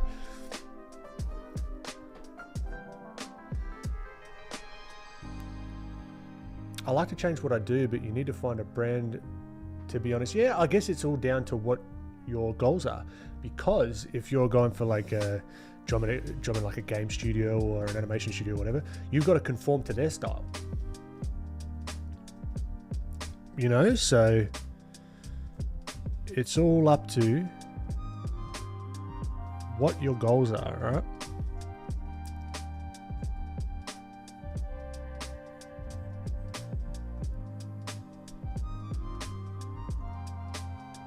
Cody, I don't think I could handle not being a generalist. To jump from interest to me too. Blessing and a curse, my friend. Blessing and a curse.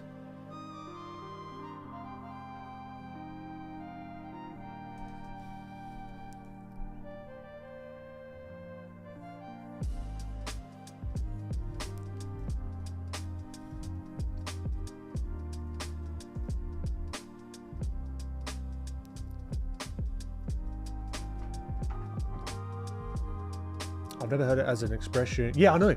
That's, if you look it up, that's the full expression. A jack of all trades is a master of none, but oftentimes better than a master of one. So it just like flips the meaning completely. The topic of style, what about applying to studios where there is a set style? I've never applied to a studio, so I would take my advice with a grain of salt. But I would demonstrate your ability to... You're in the business of problem solving, right? They're not hiring you because you're a cool person to work with. They're not hiring, that could be a benefit. They're not hiring you just because you're quote unquote good. They're hiring you to solve a problem. If you can demonstrate to them that you can solve their problem, which oftentimes means molding your style into that of their IP, I would demonstrate how I can successfully morph into other styles and my thinking behind that. That's what I would do personally.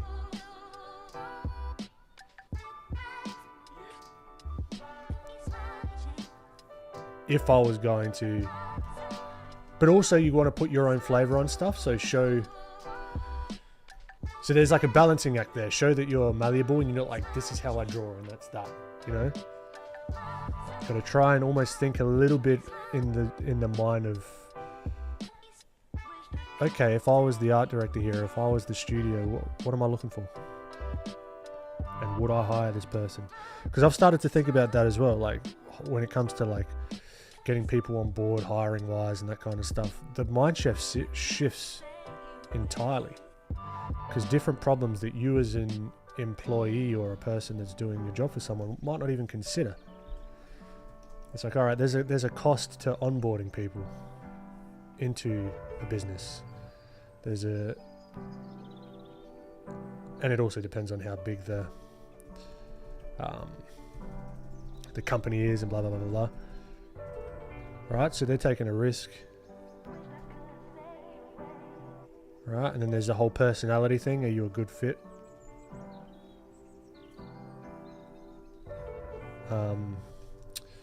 What do they call it? What do they call that? Like it's like a good personality fit for the team. There's you know the word.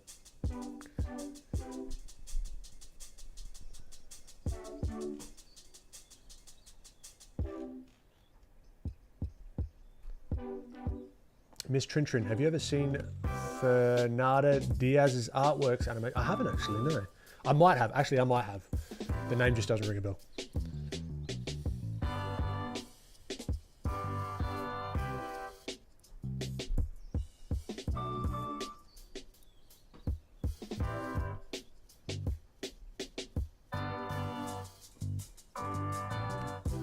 Sketchy Gator, the saying things remind me about the blood thicker than water saying, and how that one got flipped too. Did it? Interesting. Desi Kins, do you have an opinion on drawing apps and what you think is best? I feel as if certain ones don't give you a wide variety to express art. If you've got an iPad, Procreate's kind of the go-to. Photoshop, I use it because I know it. Crit is great. Clip Studio is great. You know, they all do much the same thing, but some of them just do it in a slightly different way, and it's got to be up to you how you feel using that, if that makes sense. Speaking of which, my friend Pandin successfully got his game Gear Grit funded on Kickstarter. Hell yeah, that's great. Met their goal in 2 days of posting. That's wicked. I love that. That's like such a motivation booster, I bet. To be like, yeah, it's possible.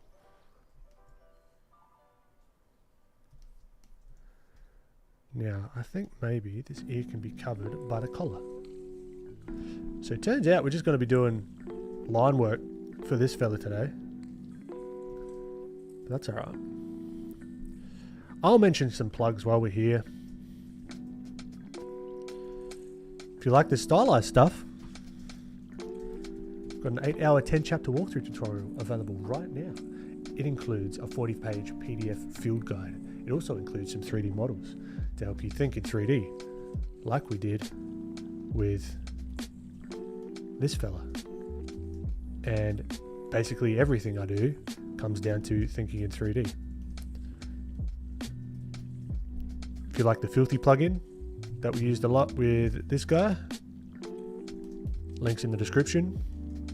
I'm currently working on a course platform as well. We're going to be releasing a private beta very soon for those that are interested and are content creators and or want to just check it out. This is mainly for content creators that want to hop on and really have the freedom to stand out in the education product space, because the way that we've built it is the way that I wanted it, to give me complete freedom on how I can try and get ideas across to people, not in a super structured just library of videos. You can intertwine text, video, 3D embeds, and we're growing the embed library all the time. But yeah, you know where to find me. Instagram, the DMs, email. Very excited about that coming out. I'm loving these mutton chops. Look at this. Very subtle. A subtle, distinguished look.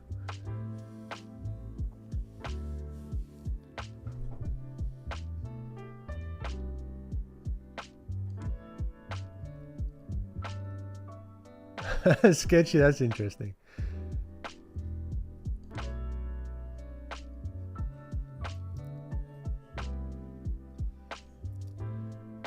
Miss Trintrin, I would love your input on her.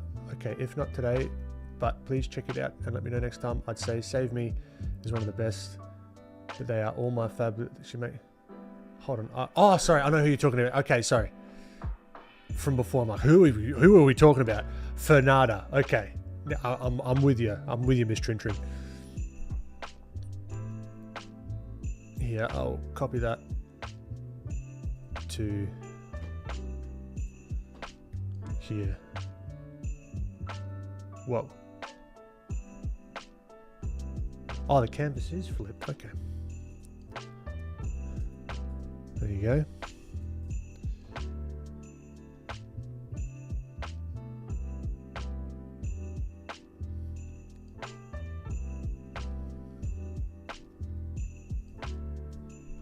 Yeah, go check out Super's YouTube channel. It is Super Trooper on YouTube. I'm pretty sure. I'll get it up.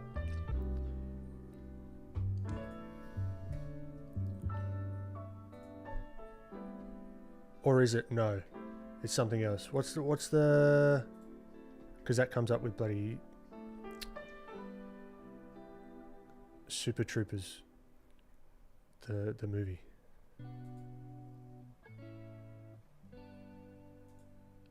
Bob this... Yeah, that's right. It's something completely different.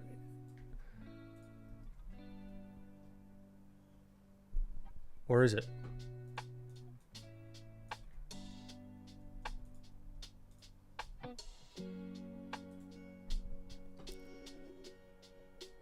I don't know how to change it. Oh man, I'm having. Yeah, we got to change it because I'm having trouble finding it. Project Stella. Okay, Baldur's Gate or Project Stella.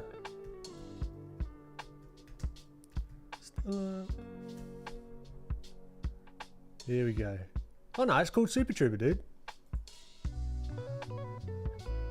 Well, that's what it comes up as. Like here.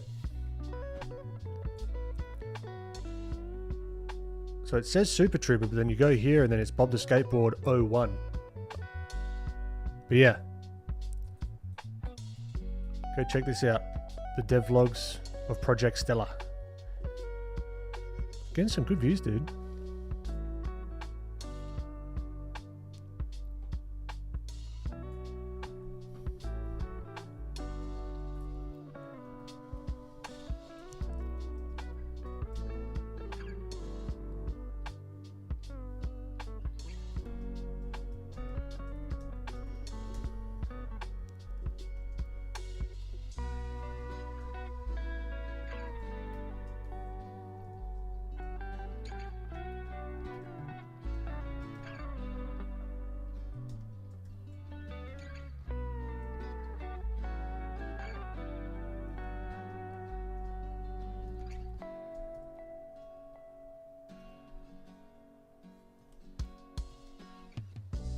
Alright, see if we can wrap up the lines of the old bicycle.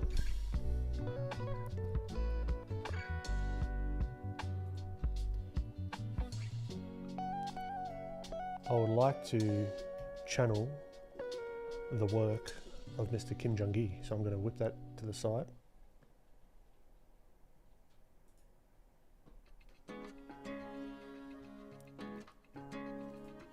Even if it's not like an exact like style copy, like even this, yeah, like this traditional pen and ink kind of vibe. And then scooch this. Yeah. Give me all the inspiration juice here.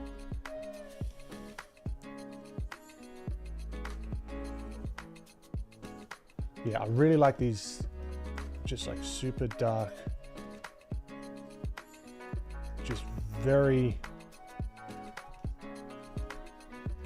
clear shadow shapes.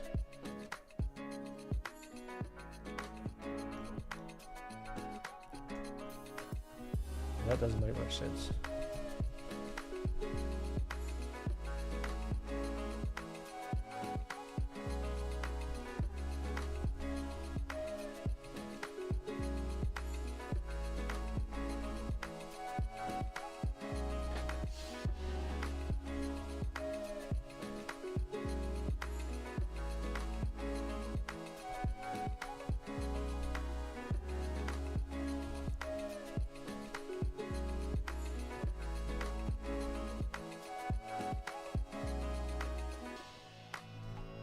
Like tattoos and stuff, maybe.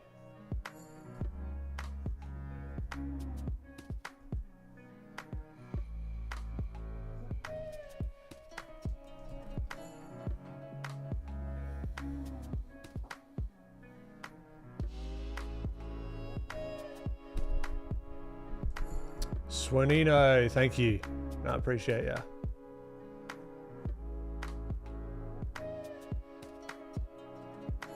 When defining gesture, do you prefer block like clay of sketch lines? Yeah. I like mixing it up. Sometimes I like more sketchy lines. Sometimes I like more structured, let's call it, lines. Really depends what I'm feeling. I recommend testing both of them out.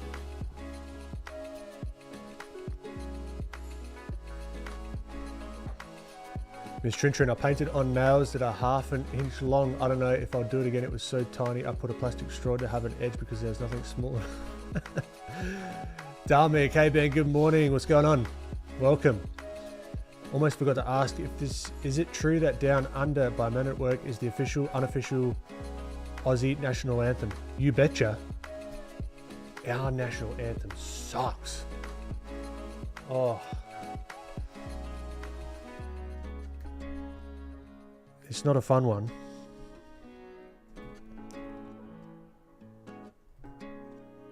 There's this comedian called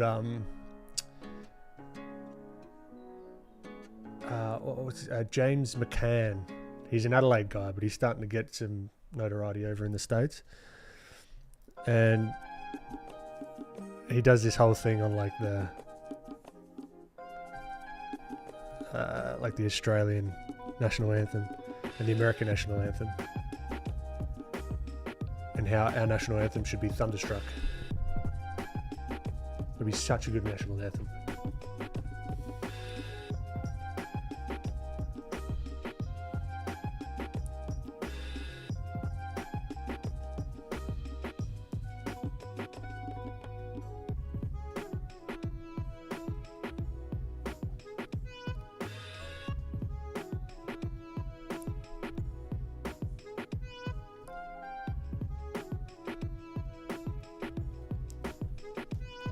This would actually be potentially like that, maybe? I need to work on my cheek anatomy.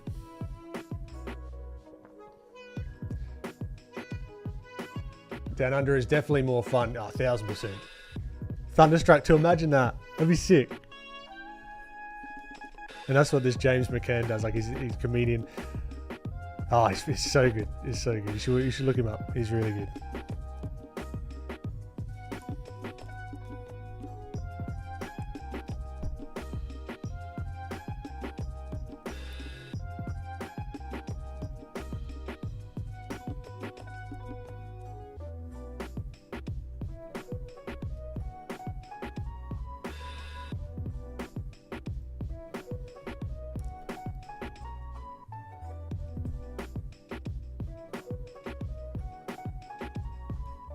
He does this other one with, it's like a fool me once, shame on you, fool me twice. Like there's a whole bit with it. Look it up. James McCann, fool me once, if you want to giggle. And if you want to understand my kind of humor.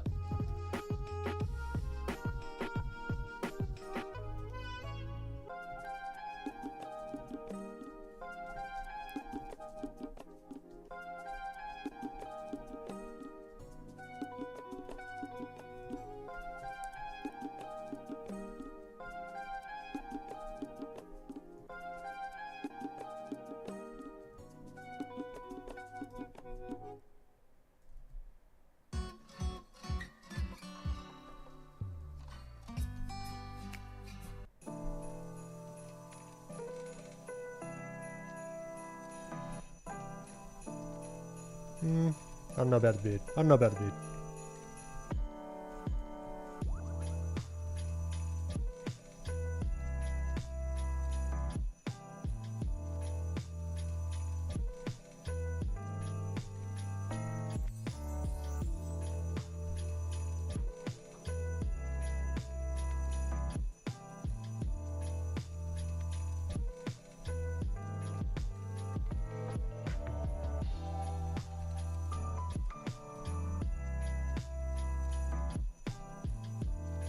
This is not Christmas time. Yeah, I'm Australian. Chris, what's going on? Again, random comments, but have you done any mecha art? I feel like your style would suit well. I think it is difficult though, because it doesn't look as good if not literally measured like geometry. I have only played around with it very, very briefly, but I'd like to incorporate it a little bit more. Definitely.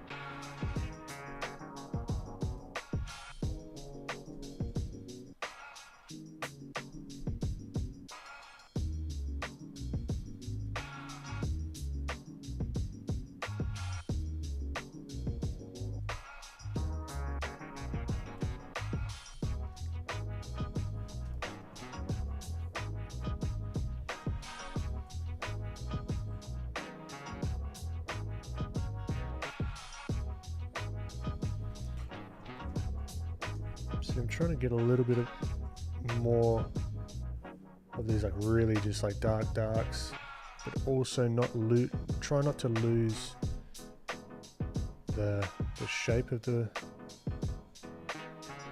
bag here. You can quite easily lose that.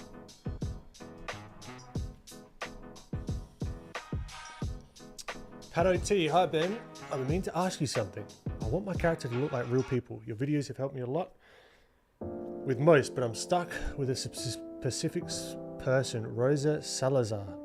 Do you have any notes on more generic faces to look alike? Also, would you try to draw her sometime? If I'm being honest, probably not, Pato. I'm probably not going to try and draw her. I don't want to make any promises, but could you rephrase that question? Because I'm not entirely sure what you're asking. Do you have any notes on more generic faces? Or are you trying to get away from drawing generic faces? Is that what you're asking?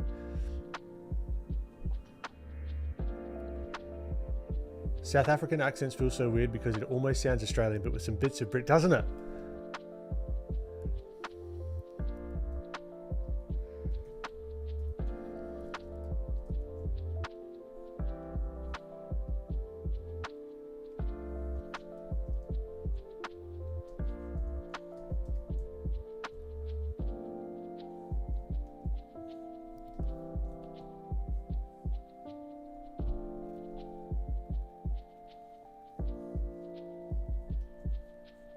Let's see,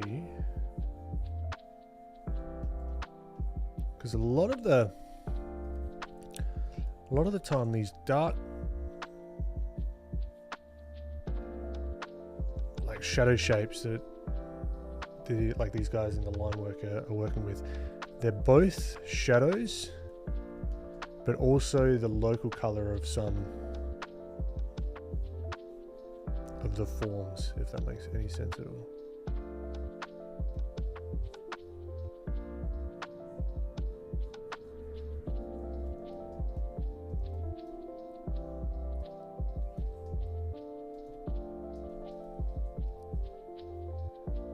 Don't want to. Oh, there's got huge shifts going. That's fine.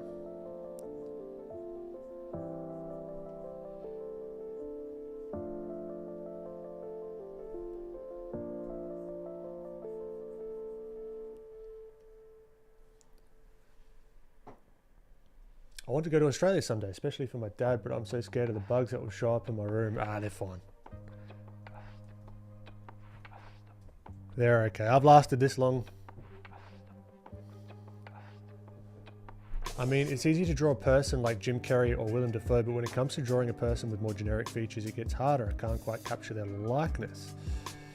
That's the tricky part, because each person is going to have their own little sort of idiosyncrasies, their little features that make them look like them. Even if you can't quite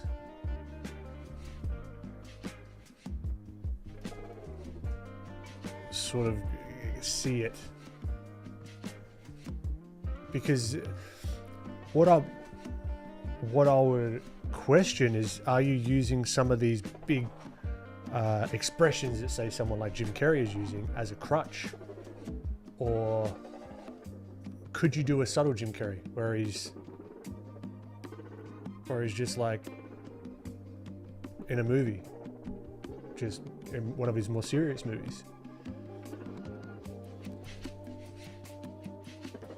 Right, a lot of the time it has to do with the relationships between the features, not so much exaggerating everything.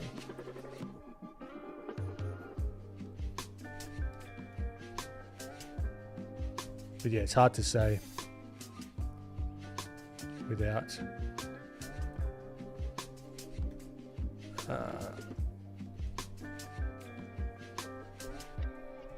seeing your work. Likeness is a topic I'd like to do a bit of work in, like content-wise and maybe even course-wise. Who knows? Who knows?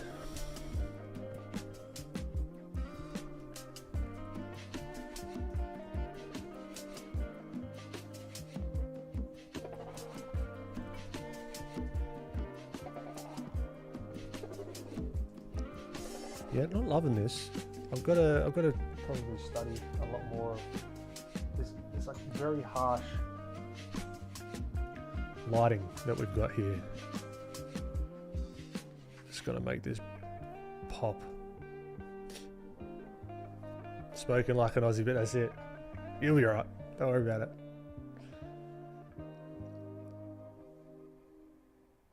I appreciate it, Duplex. I can't make any promises with that, sorry.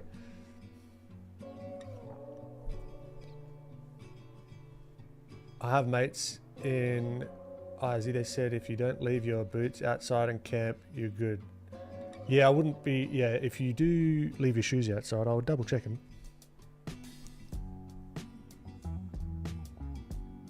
Or just put your foot in it really fast and just like stamp down.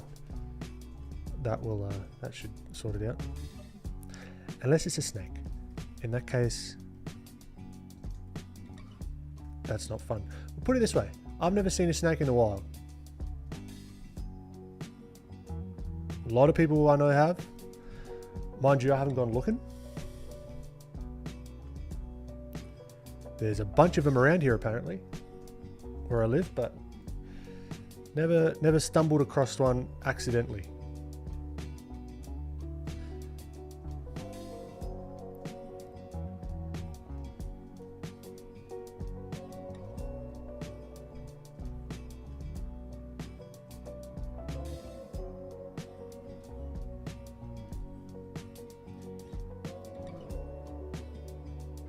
Spiders, on the other hand, went into the studio the other day. Massive bloody redback.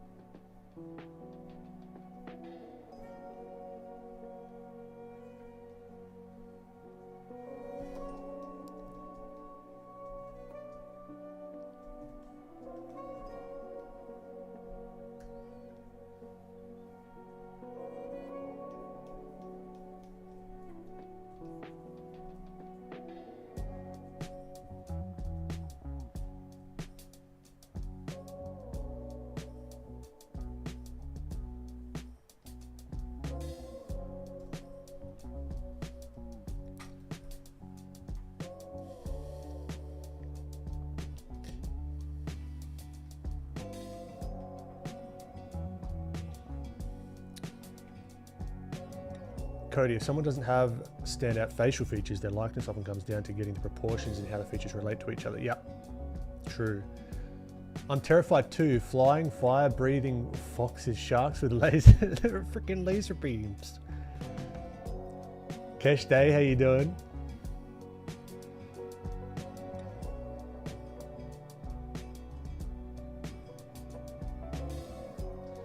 More thinking about the mouse flood.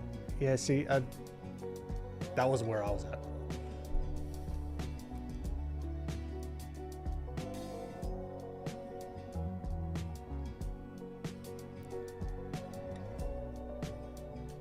Redbacks are like Black Widows. I don't think they're as bad as Black Widows. They're cool looking.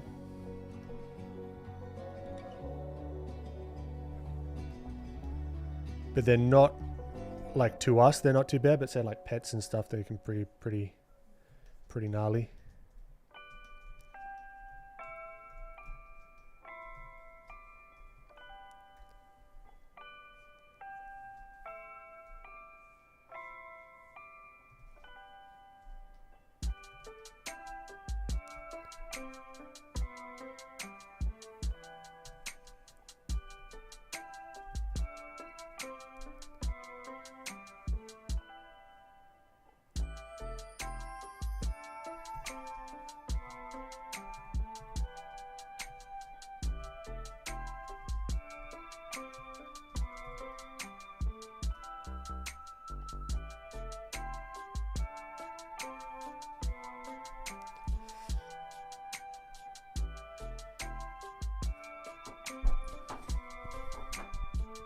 Liking it, yeah, I know. Got a little bit of a pattern going on them.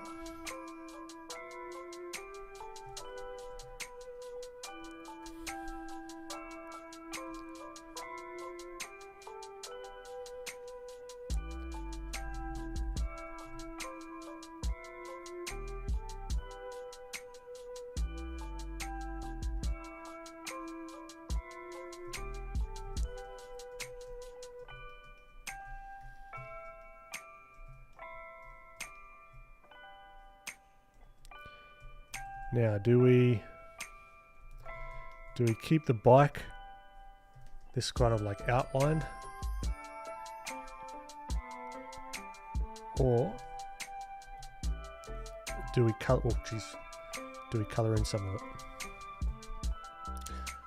That's the real question that I do have for you. Duplex, come on. If we're spamming, it makes it no fun for anyone. Christian, what's going on, dude? And of course, Coyote Peterson handled a redback. Oh, did he? Yeah, they're cool looking things. Spiders are chill. Yeah, don't mess with them. Yeah, that's it.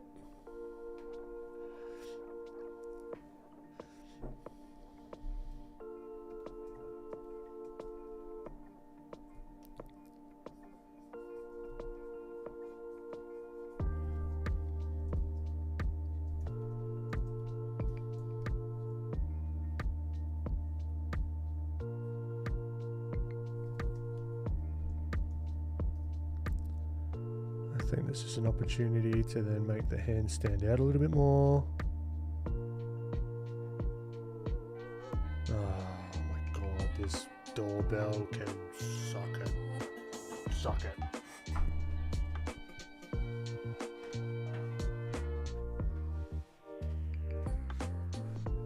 Oh, I gotta change that. Duplex, look, honestly, I've given you a warning.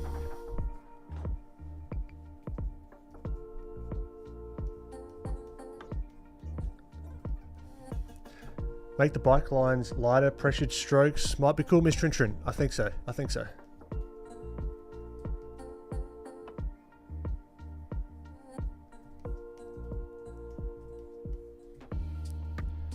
I think that's the way to go. To have have it feeling cool.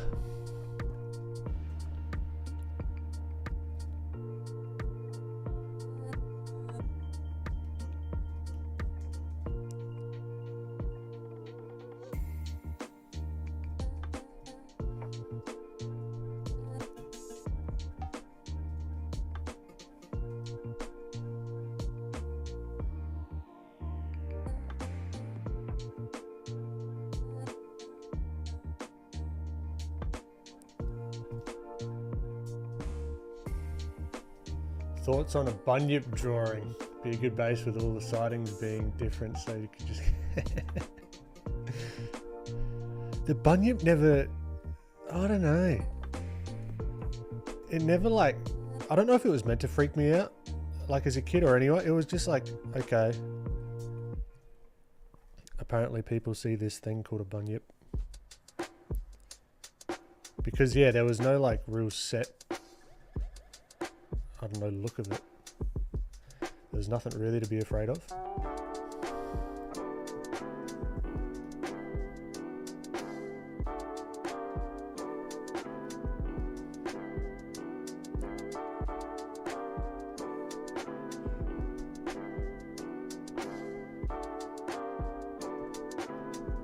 Artistic, maybe we'll see. All right, let's see if we can. I'm going to start doing some line work with the lasso tool.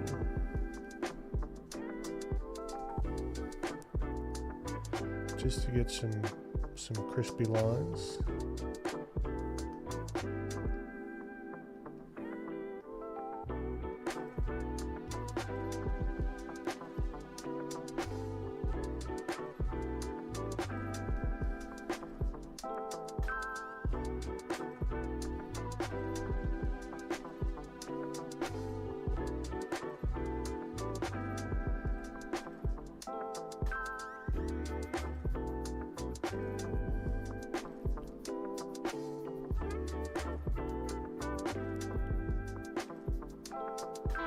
So here I'm really just guesstimating stuff. There's no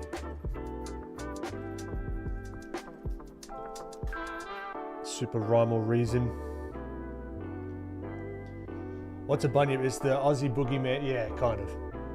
It was never like, oh no, the bunyip's gonna get me.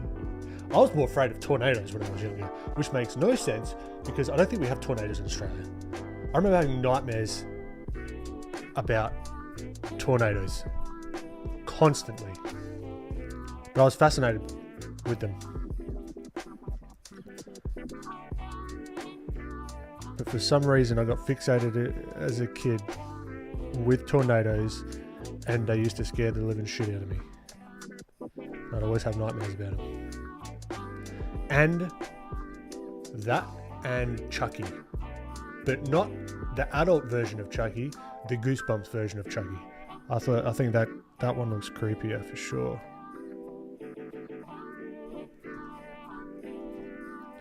Was not a fan.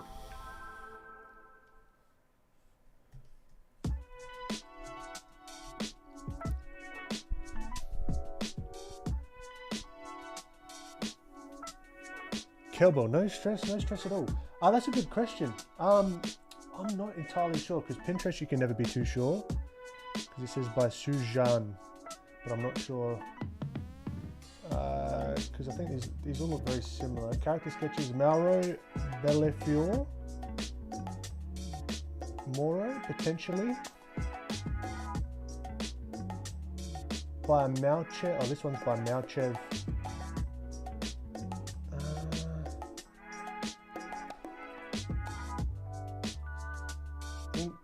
Some Marlson's Jordan, but I think that's just Giorgio Baroni potentially. Let's have a look. Yeah, here we go. Giorgio Baroni.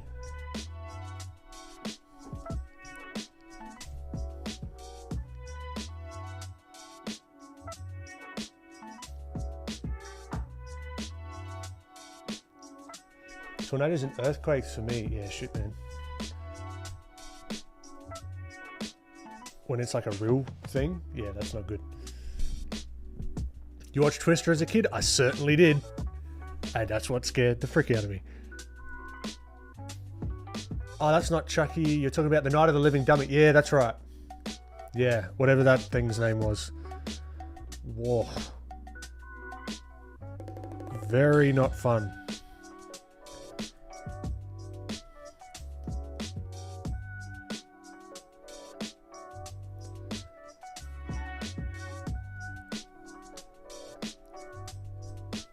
In that case, it helps to understand the ratios of their features. For example, oh, Cody, where are we at? What are we talking about?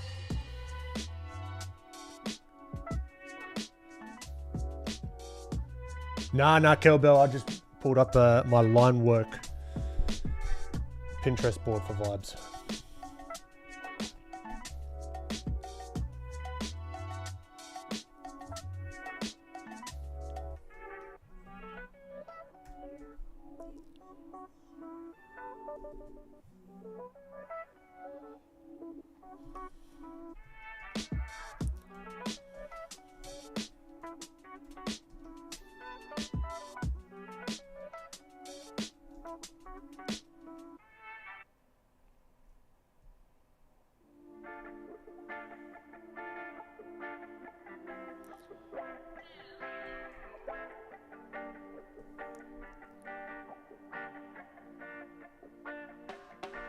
No, that's a gross tangent there.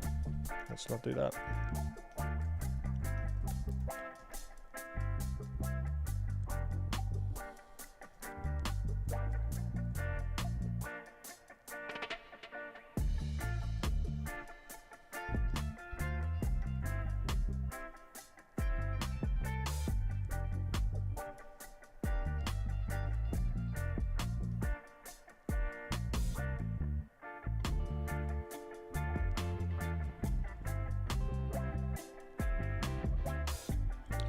I'm going to end up taking this further. I'm going to have to do some work on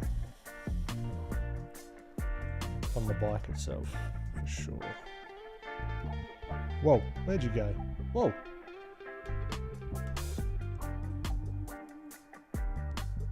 And we're back.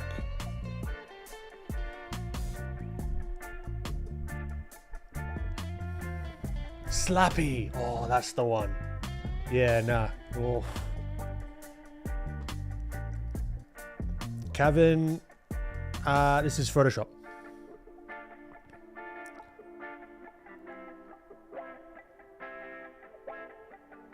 Yeah, I don't like those either. Nah.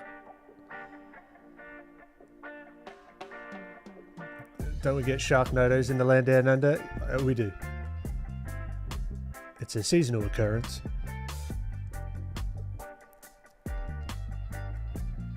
When I was a kid, oh, you're afraid of beach. Not allergic or anything, but I was struggling a lot as a kid. Must look like a flower. Oh, no. It's a good thing you're not allergic, though.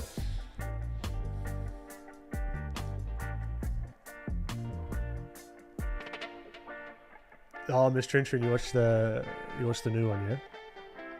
I have such a drawable face. I don't know if that's a compliment or not, but I'm going to say thank you. Depends how you draw it.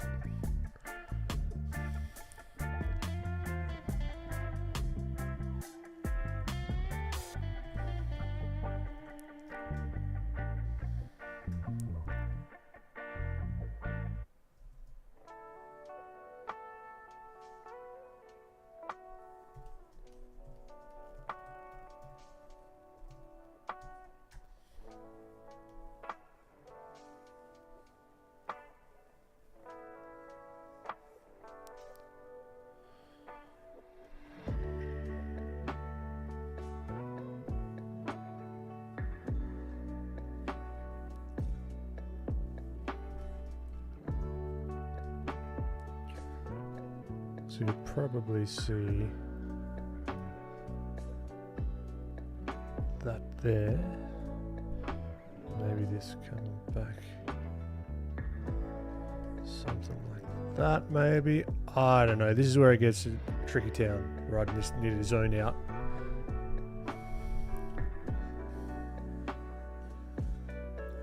How often do you do art warm-ups during the week, Ben?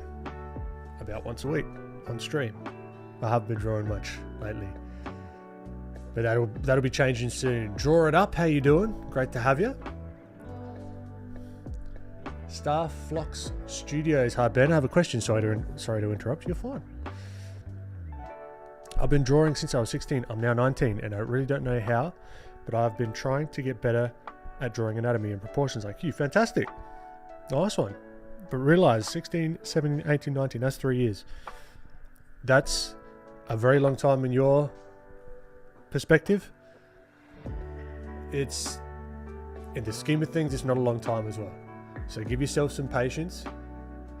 Give yourself a little bit of just chill and try not to get stressed about it. I'm talking to my younger self here as well. Prashant, what's going on? Great to have you, my friend. Hope you've been well.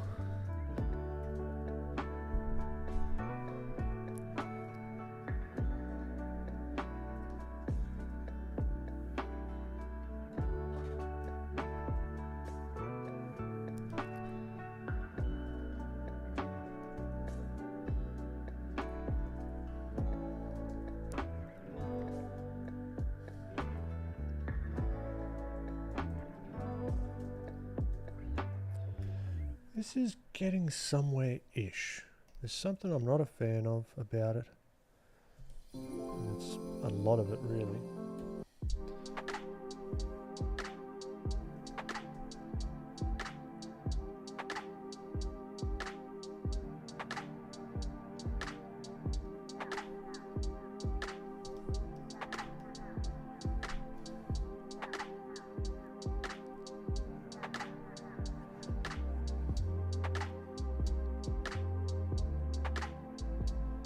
Starflux, you bloody legend. Appreciate ya.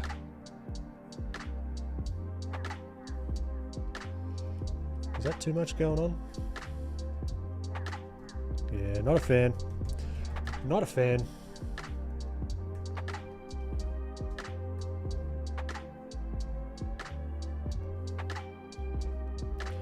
We just need like an indication. More like sketchy style kind of deal.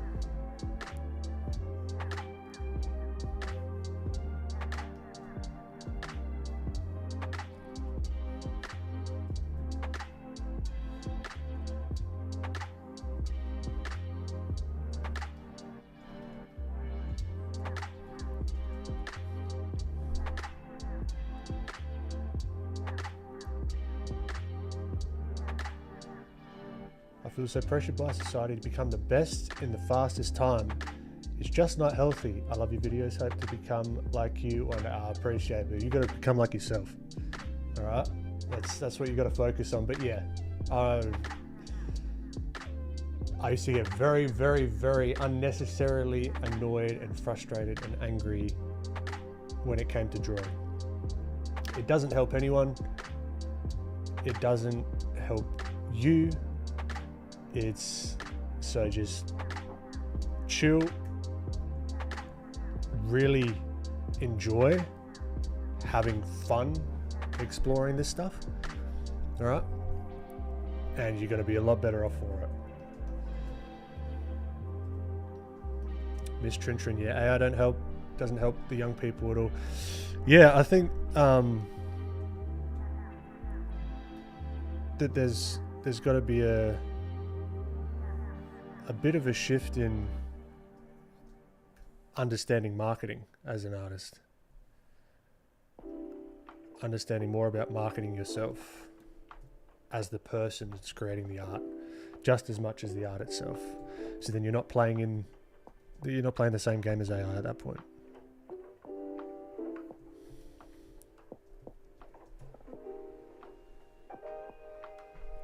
Ross, what you enjoy, you're always going to be learning to make better. Take your time and enjoy the process. Boom. Bang on, Ross. Zamukul, how you doing? Welcome. All right, we might wind down for this afternoon. Didn't exactly get done what I would have liked. I did want to throw some color on this one, but we got a more refined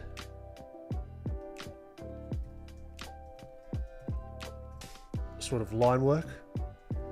We might eventually get our little quokka guy. I can't remember how to draw. I'd have to look at the quokka again because they've always got that little smile on their face. I actually like it without the spokes. There's something about it. It looks a little bit too rigid. if that makes sense. Like, you get the idea that there's spokes there, you don't necessarily have to draw every single thing. I'm liking the hand, that feels a lot more natural. The face looking alright, nothing too crazy.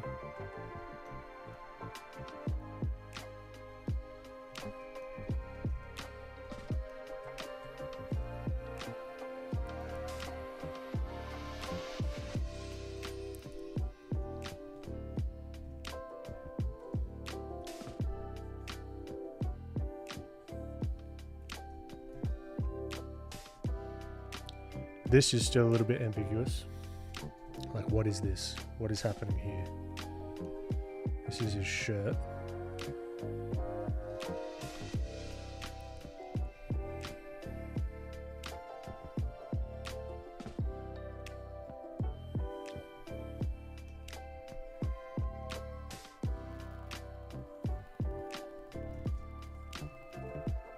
Alright, so his shirt's gonna wrap around here. Be some thickness to it. Then he's got like an undershirt.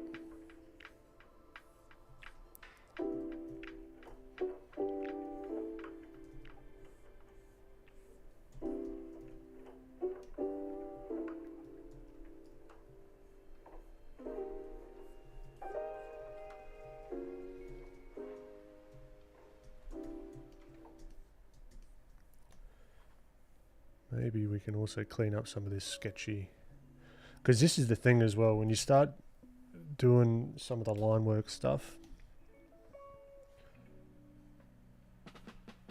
it can really be the difference of just cleaning up some of your lines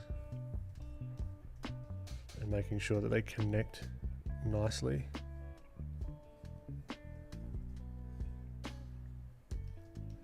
Or just like make it a little bit more sense. See, that doesn't make too much sense to me. So we got to think about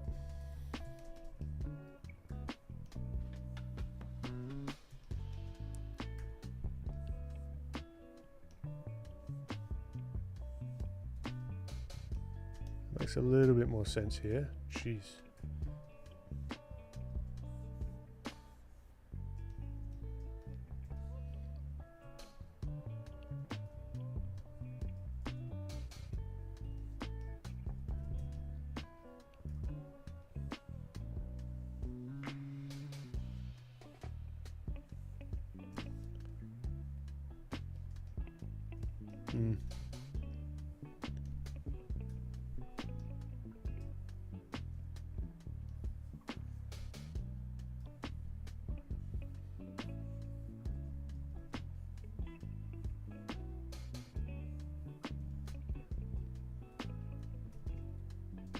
Cleaning it up a little bit can help.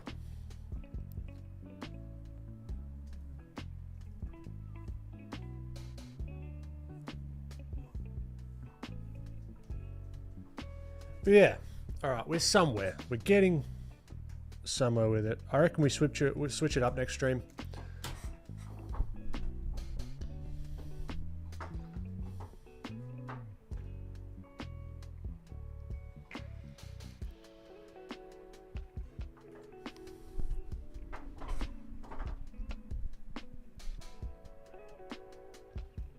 Agree, Kilbell.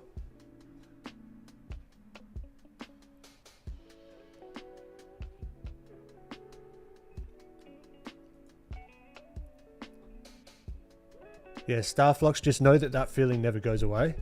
You're always looking at someone better.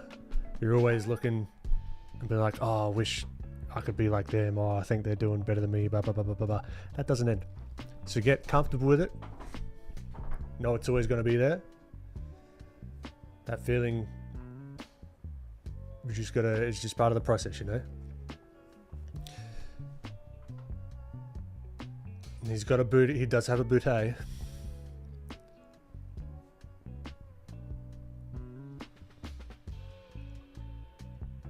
And these art gods, yeah. And once you realize that they're just people, it kind of takes that whole thing away, that allure of everything, you know?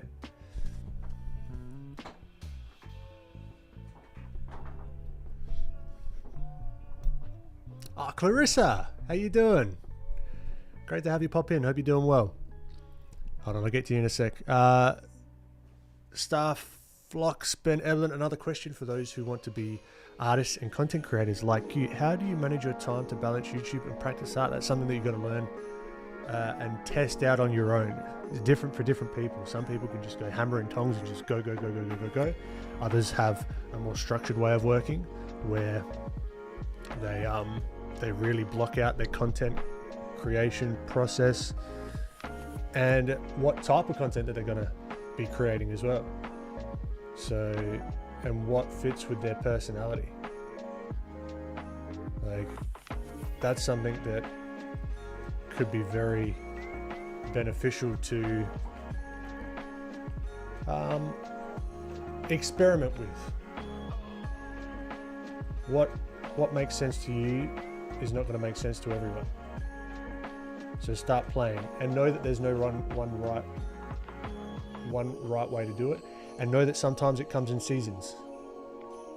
Sometimes there's a time to put your head down and just work, and then don't look up for a couple of weeks, you know? Eat, breathe, sleep it, but then there's also a time to counter that and give yourself some time to recover, you know? I can feel myself going into a season of content, like hammering content like crazy. That's coming up very soon.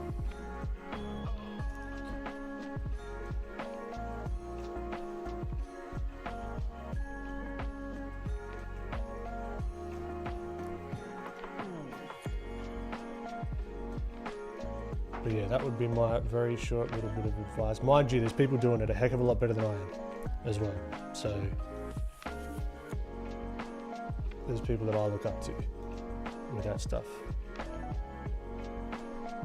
Definitely.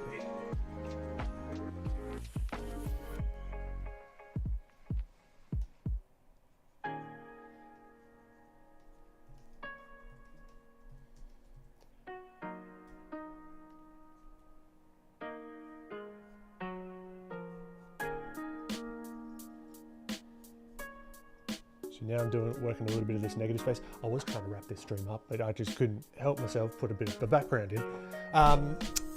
Clarissa, yes, wondering when's the date. There is no set date for the course. I am working on the new platform as well. So this is my time of just head down and working project wise. I've just been smashing it out. As soon as I know, you guys will know. Believe you me. Yeah, when I see people who are very talented artists, I just see years of practice and hard work. That's what it is. It really is. That's it. I don't believe in the whole you're born with it. You might be born into an environment where it fosters it a little bit more, but it's like, if that's really all it is. I appreciate your stuff, Lux. Miss Trintrian, thanks so much for this stream. So fun. I know it's hard to talk and truly focus at the same time. I give up trying to truly focus on stream. It's just not going to happen. That's just the fact of it. But hopefully it's not annoying to you guys when I go off on tangents and whatnot.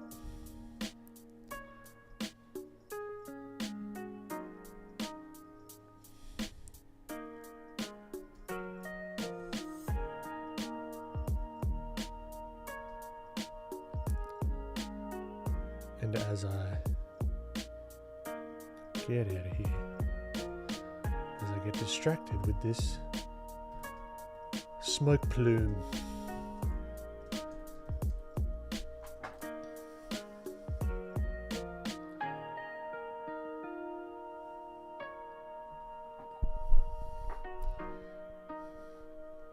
exactly that. A painting that costs thousands of dollars that maybe took a few hours, it costs that much because of the years it took them to be exactly, and the years of marketing themselves as well, and the value that they've been able to create for their customers over a long period of time, and also the perceived value as well, because that's you're coming into a space as well where there's like perception.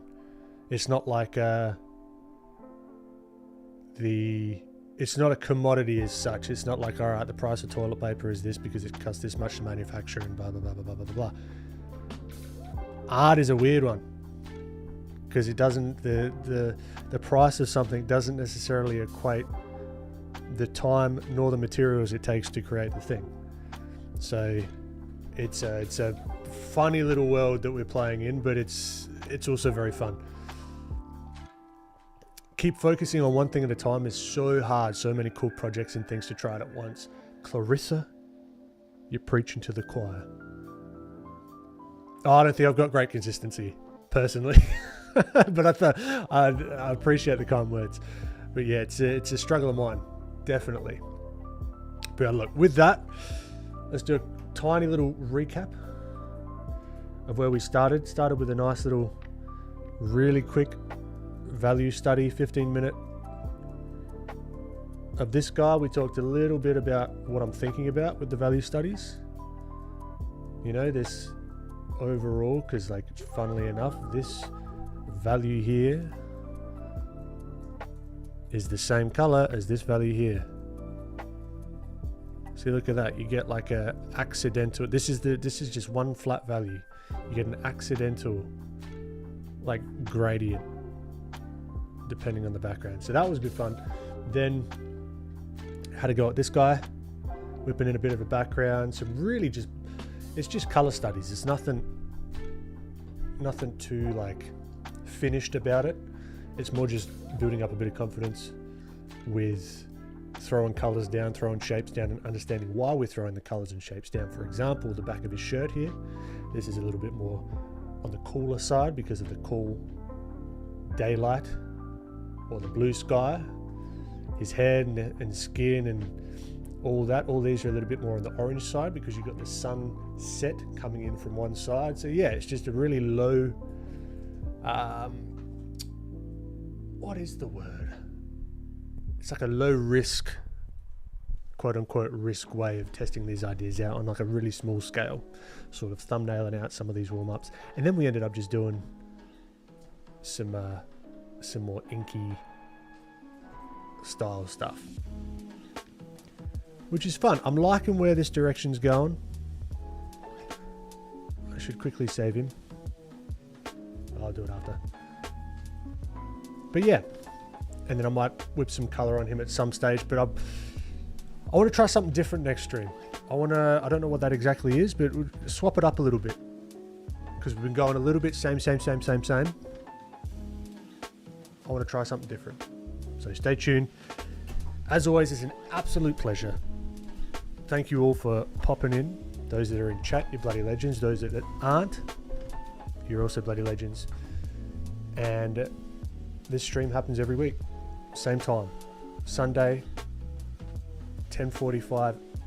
No, wrong. Incorrect. Psh, forget that. Monday, 10:45 a.m. Australian Central Daylight Time. Sunday, 4:30 p.m. PST for those of you in that time zone. Draw Godzilla next stream. I was thinking about doing some more animal stuff, but we'll see. You never know. But again, thank you very much. All the links are in the description. You know where to find me. And yeah, I think that's it. Have a great rest of your week, or a great start to your week, and I'll catch you in the next one. Bye bye for now.